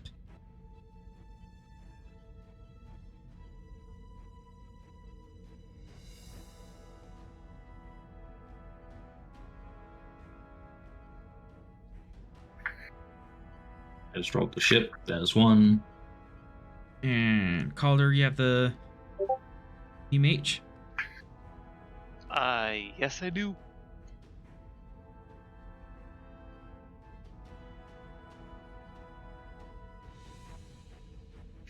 Goodness. Fantastic. Where are all these crits coming from, man? I don't know, but it's fantastic. Get all these good rolls out now, because I next guess. week you're storming the castle. Ooh, I get Next to week do we're fucked. fun threat. Yay! Yes. All right. The plasma burn guy is all taken care of. He will need to come in over the next week for dermal regeneration, but he is in a biobed overnight for observation, and tomorrow morning he should be able to take leave in his quarters. Lovic then moves over to Sorel and is going to start examining him. All right. You do have 3 float out here, man. yeah. I don't know what to use that for. Can I spend 2 for a question? Can I get any information about the type of weapons used to cause these? Okay, was this plasma burn because the ship got damaged or because of the weapon that attacked it? The ship got damaged. That's what caused the burns. Okay. Yep. Uh, Actually, you have Studious, so that would cover that question. So you still have 3 float. I mean, I need to spend a momentum first. No, Studious gets spent first. If you have Do I need the to obtain information first in order to get studious? no, basically Studious counts as 1 extra free question. Nice. Oh, that's fantastic. Yeah. So, the way the spends go is for questions. Science officer question first, then Studios, and then any momentum and spent after that for extra questions. Fuck it. Can I do 2 momentum to get an advantage? Essentially, something to help these 2 along with their recovery. Like maybe we had specific plasma burn gel. I don't know. Something that'll help them get back on their feet faster and maybe less painfully. Yeah, have an advantage is that you read up on a therapy for plasma burns, and you're doing it right now, and it will help them get to their feet faster. So flight deck won't have flight crew down. That'll work. Wait. And now, last but not least, the stubborn Vulcan who hung onto Ross's brain for dear life. I did. Indeed. Yeah. Going to... Yep, same roll. Same Control. approach he has made for every other patient is a swift turn once he's finished, walks straight up, doesn't ask questions, doesn't address you really, and just starts examining. Sorrel doesn't need a bedside manner, to be fair. Yeah. But, yeah. Going to examine him That's as well. why manner is just jab each other. It's like that slight nod from the end of that Kurt Russell movie, Soldier. Sort of like nod, we're good, let's do it. Yep. Yep, control medicine, div 2. It's standard injury, a standard species. You know Vulcans. Yeah. Plus all the assist. One of my focuses is going to spend a momentum 1 of our 6 for an extra die. Why not? Yep. Nice. There's it back. Gungnir helps. There's another 2. I'm almost kind of sad because this is so not going to work out next week. So far. This is so going to reverse next week. There's the there's another 1. All right. So, that's 3 float as he managed to heal little Sorrel up for psionic damage as well as it's not specifically brain bleed, but it's like bleeding around the brain. I don't know medical stuff. Yeah, it was close, but not quite. Yeah. Eventually provides him with... Oh, here's a question. Could I use 2 of these? Whatever trait you gave, could I get rid of it? Or attempt to help treat it? You could. It's a trait, so it'll cost 3. But I'm fine with that. Yep.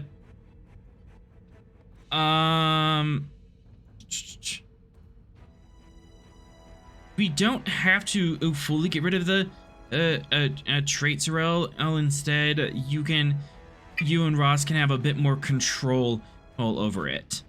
Okay. So I can't use it as negatively as before. Okay. And I know Goss remembers those psionic damages we have on ship with us dealing with the Indolans. Yep, the tinfoil hats.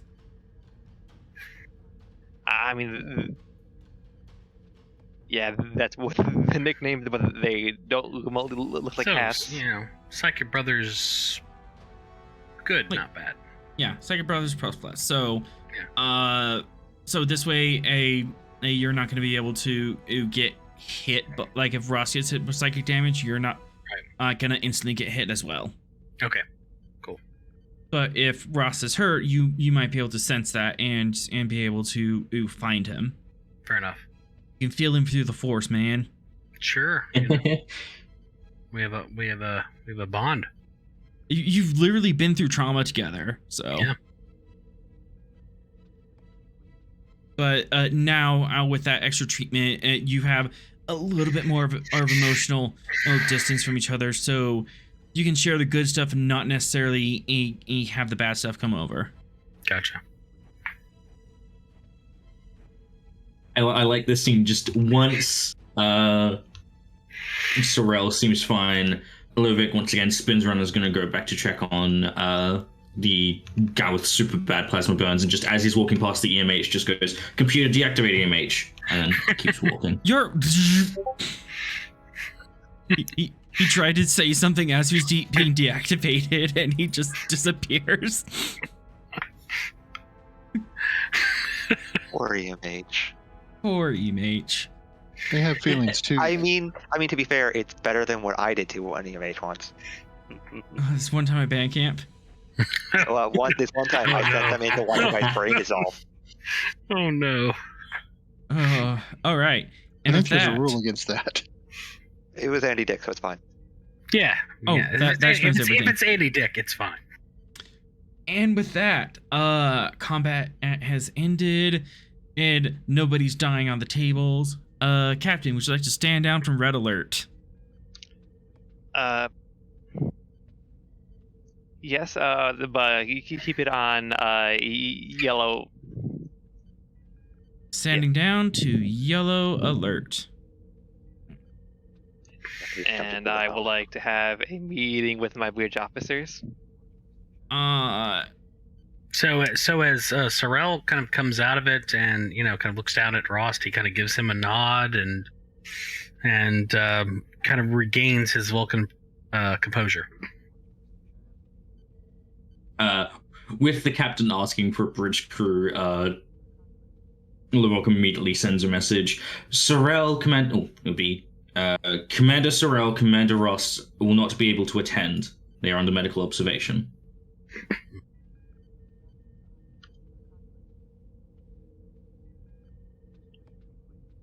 Okay, then we'll postpone until it's well, they get a good bill of health. As you were, Doctor. All right. You're gonna keep them, especially Ross. You have to keep him in observation for 24 hours. He is not leaving that sick bay. Right. In that time. He's also also wants to keep Sorrel under, just because this was a very. And to be clear, Sorrel is unwilling to leave the sick bay until Commander Ross is given a clean bill of health. Nice. There we go. That's easy. And at this time, things kind of settle down. You're still at yellow alert. Would you like to still hold that at meeting in the interim, Captain, or do you just want to go standard operating procedures for now until Sorrel and Ross wake up?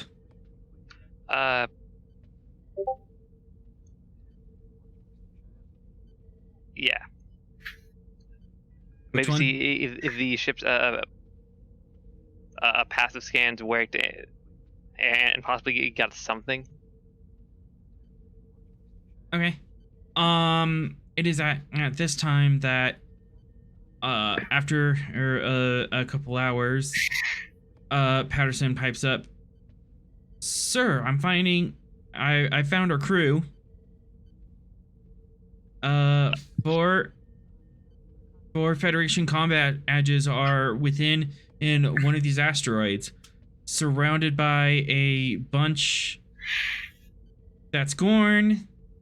That one's Orion, Gorn, and So the crew of that Nausicaan leader. And there's an Andalan life form down there as well. Andalan. What are they doing here? Would you like to find out? Yeah.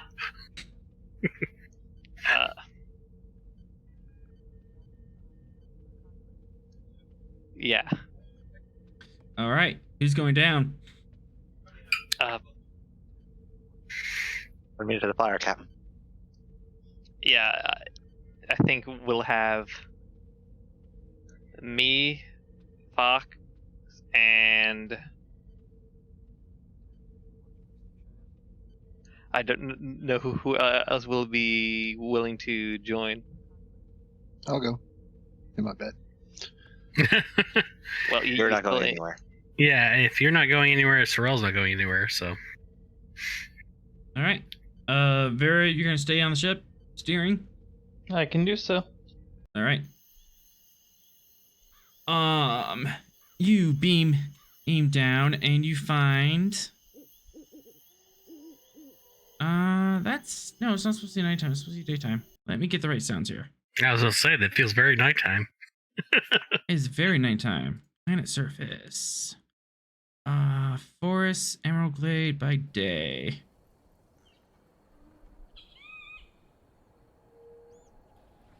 And we have players that just beamed in.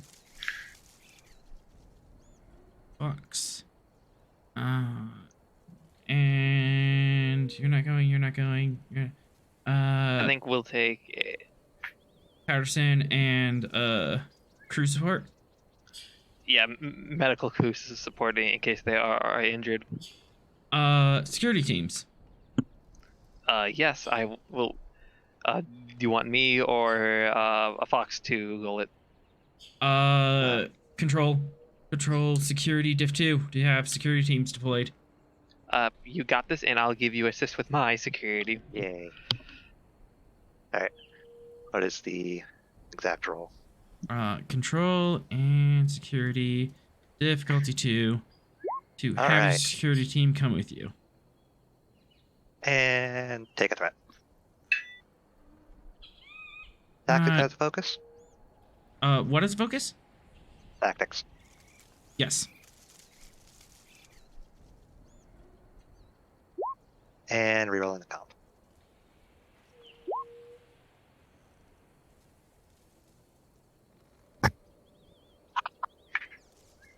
We'll spend 2 momentum. 2 momentum to quash. I think that's valid. Love how I re-roll a comp and then we get another comp. Come on. I mean the ship was going too many crits. Yep, It was this is bound to balance happen. out. But you have a security team with you. And you beam down. Get that folder.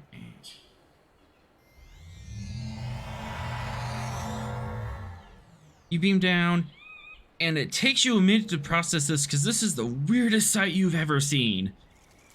This is a interspecies international hippie commune. Oh no. Oh wait, Everyone is well, relaxing. Wait, DM, I almost forgot Yes. something. Yes. I would have made sure that everyone would be equipping a psionic dampener. 2 momentum and to have that advantage. Yeah. Everyone has psionic dampeners, which is good because this is a hippie commune. Everyone is just relaxed. People are sitting around telling stories. You can see in the back there's a dance circle going around. And Indalin and Master is doing a one-man play with him and all of his fungal clones. It is just happy, idyllic, and peaceful, man. Do I see Jem'Hadar? Yep. And Avorcha. And Cardassians. Well, I am mouthing WTF. Yeah, no. Fox is not seeing the Jem'Hadar and the Borgia. He is not exactly at ease. So he's very much on edge. I expect so. I mean, I'm in a confused middle because I've also dealt with the Jem'Hadar in this past, but seeing them. No being all man, they're hippie-like. they're like drinking mai tais and lounging and playing a little lute. A big Orion pirate. He looks like he's normally he's shirtless and he has a bandolier of different weapons. That bandolier is completely empty. There's no knives, no pistols on him, just an empty bandolier. And he just walks up with a lei and is just like, "Welcome, welcome." Gonna try to put the lei on your neck. Yeah, no, Fox isn't going to have that. Okay. Oppose daring security to avoid the lei. Yep. Eric security. Take threat and boxing as a focus? Yeah. Dip, dive, and dodging. Alright, now I actually need to get those characters.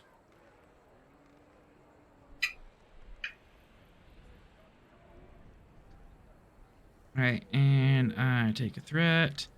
I'm not gonna spend that back.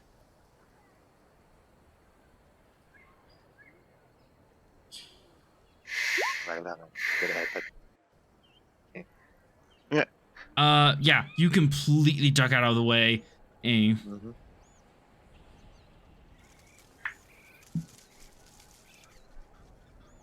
Mm-hmm. yeah, this is all extraordinarily peaceful.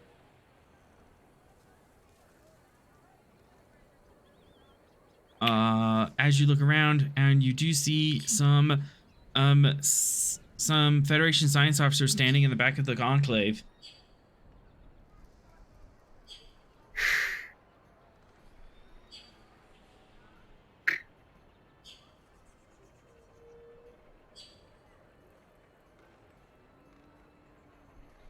Would you like to approach them?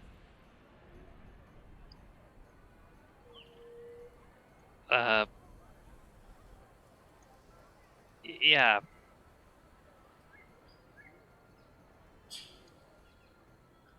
Oh yeah. A quick question about the Eidolons.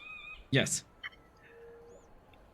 Is there like any like actual like physical difference between uh the normal and the current conservative and conformists Eidolons? There's no physical difference, and it's all physical. It's all political. So you would have to talk to them, figure it out. They don't exactly wear pins in saying in omnom humans. Okay.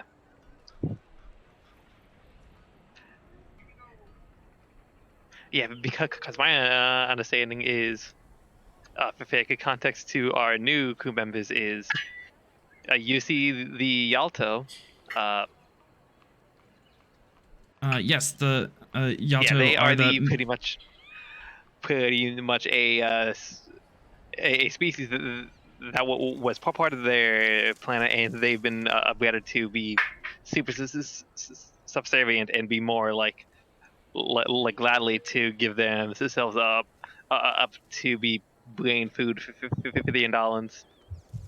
the Andalans and feast exclusively on mammalian brains, and the Yalto are their native food stock of their planet, and the Yalto have been raised as slaves, and when they grow old or broken or tired, they become food.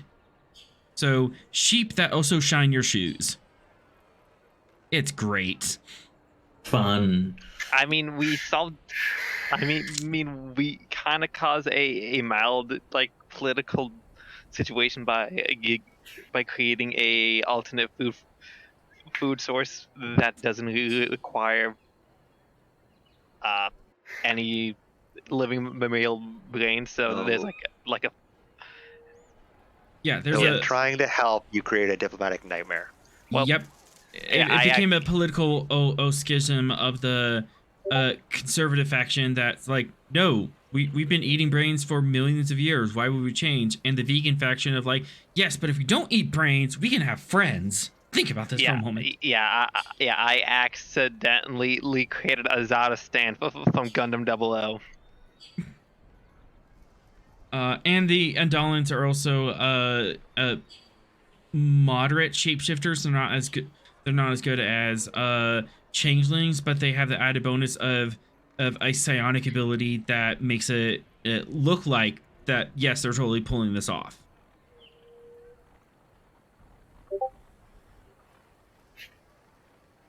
But yeah, the Andalans are totally interacting with everyone. All these tasting mammalian brains, and he's putting on a play with him and his buds.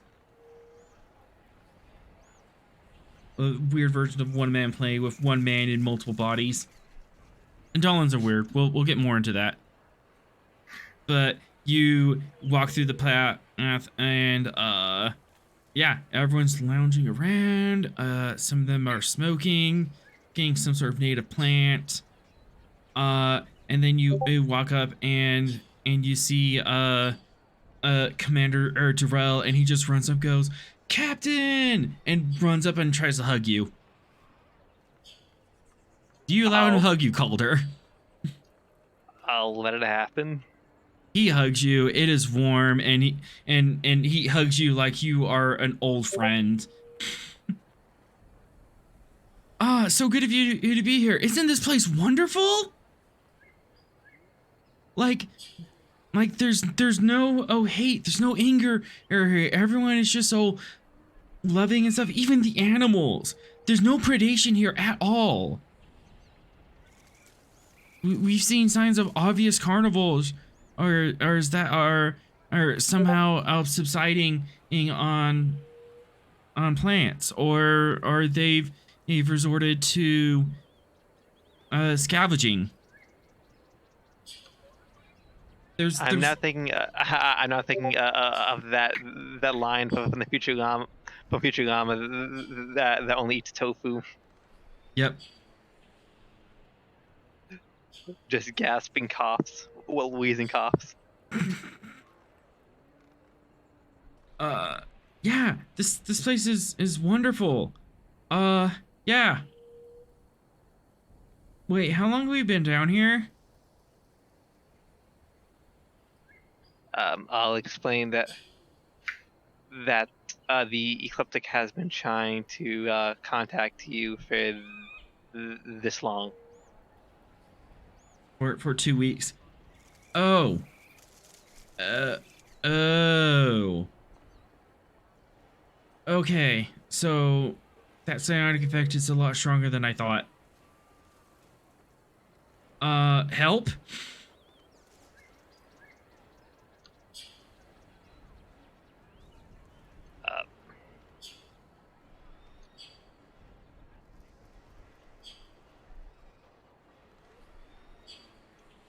We'll try, but I hope above game. This reminds me of that one episode of like the third season of the Magicians, where it's just they to grab one of the governments they need. They have to go into like this pocket reality, which is just an endless party at. And if they break one of the rules, everyone would stop and beat you to death. Mm-hmm. It's not quite. I ain't that bad. Do you take the Starfleet officers back to your ship?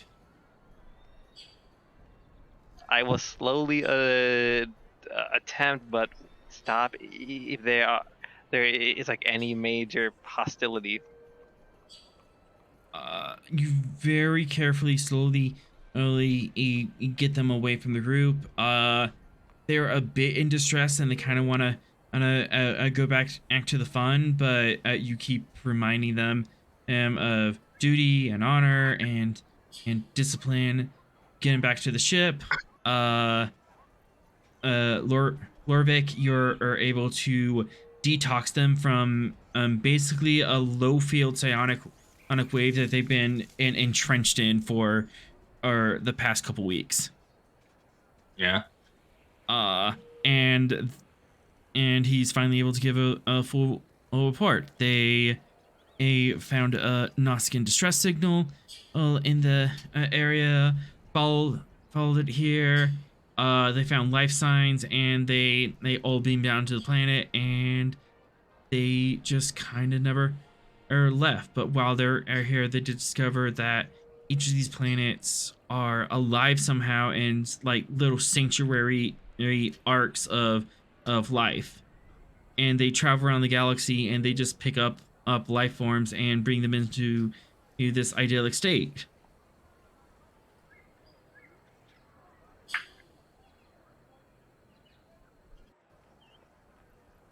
I mean, this is mildly ethically wrong in a way, because you literally like forcing people to have this laid back attitude.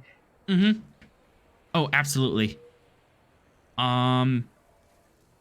So with that, the officers are willing to leave, and then over the next day or so, you find out what was going on with the other rock. The lightning and the darkness is that was shrouding in that rock. That particular creature, which is called a Gammaroid. I'll type that in Mind chat. control asshole? Wait, that's not it? Are they all represent a different mental state? No, that one was infected with photovoric mites, and it was causing such distress because it wants to cause peace, and it wants to inform people on peace and love and happiness and stuff, and the mites are just too damn dumb.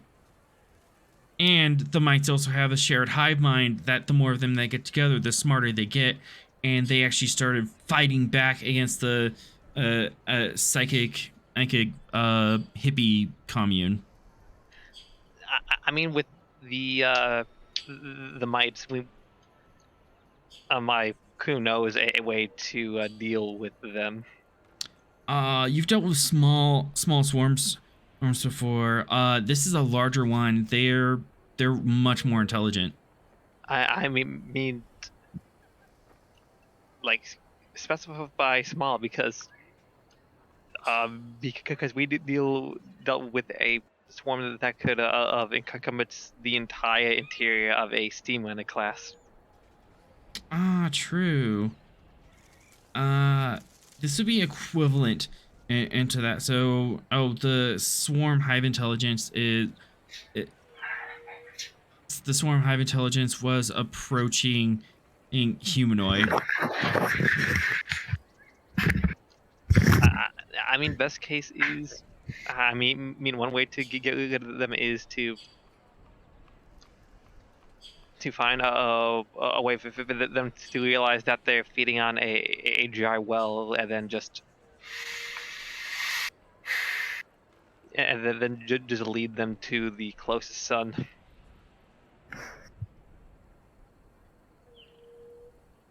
Okay, so I guess that's what we need to ask now is how do you want to deal with the mites, and what do you want to do with the rest of these people who are in this hippie commune?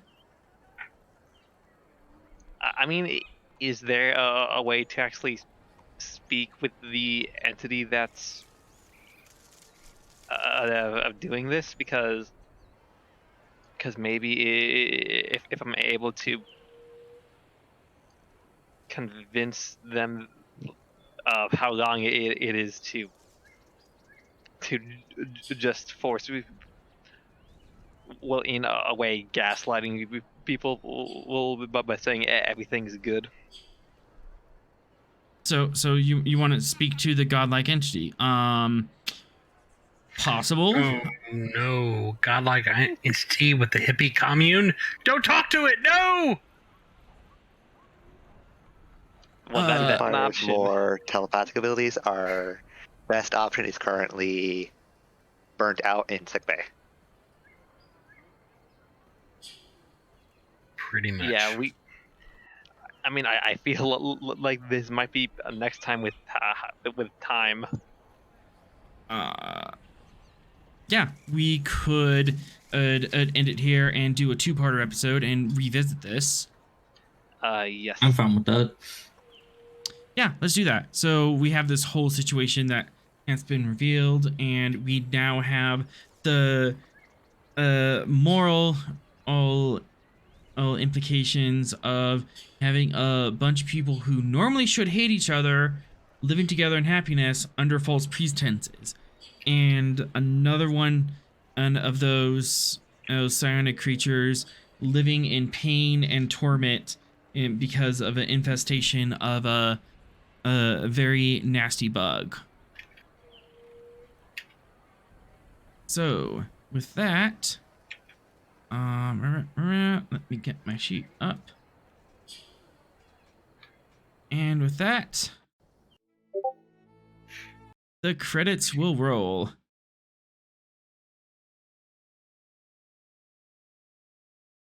All right, things are up, things are rolling. Be sure to catch us next week here at Twitch Thursday at 7 p.m. to catch our next adventure on the frontier.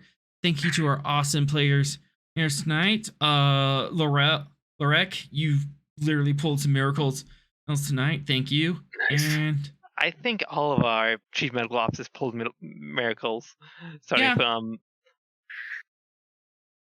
Yeah, Doing for pretty science good. officer, yeah. He's walking in some nice shoes. yes, thank you for coming aboard. Hopefully I haven't scared you off too much yet. We're a little sidetracked from our main story, but I kind of wanted to do something a little more mainstream. But I think we're in a good spot here. I mean, it makes perfect sense, which we have the equivalent of 2 new cast members. Mm-hmm. It was freaking awesome. That's all I got to say. Hey, Music, as always, provided by Kevin McLeod. You can check out his royalty-free music at incompetech.com. As always, we are forever grateful to Modifius for giving us the tall ship, and the great bird of the galaxy, Gene Roddenberry, for giving us the stars to guide us by. Until next time, fly true, stay safe, and take us out.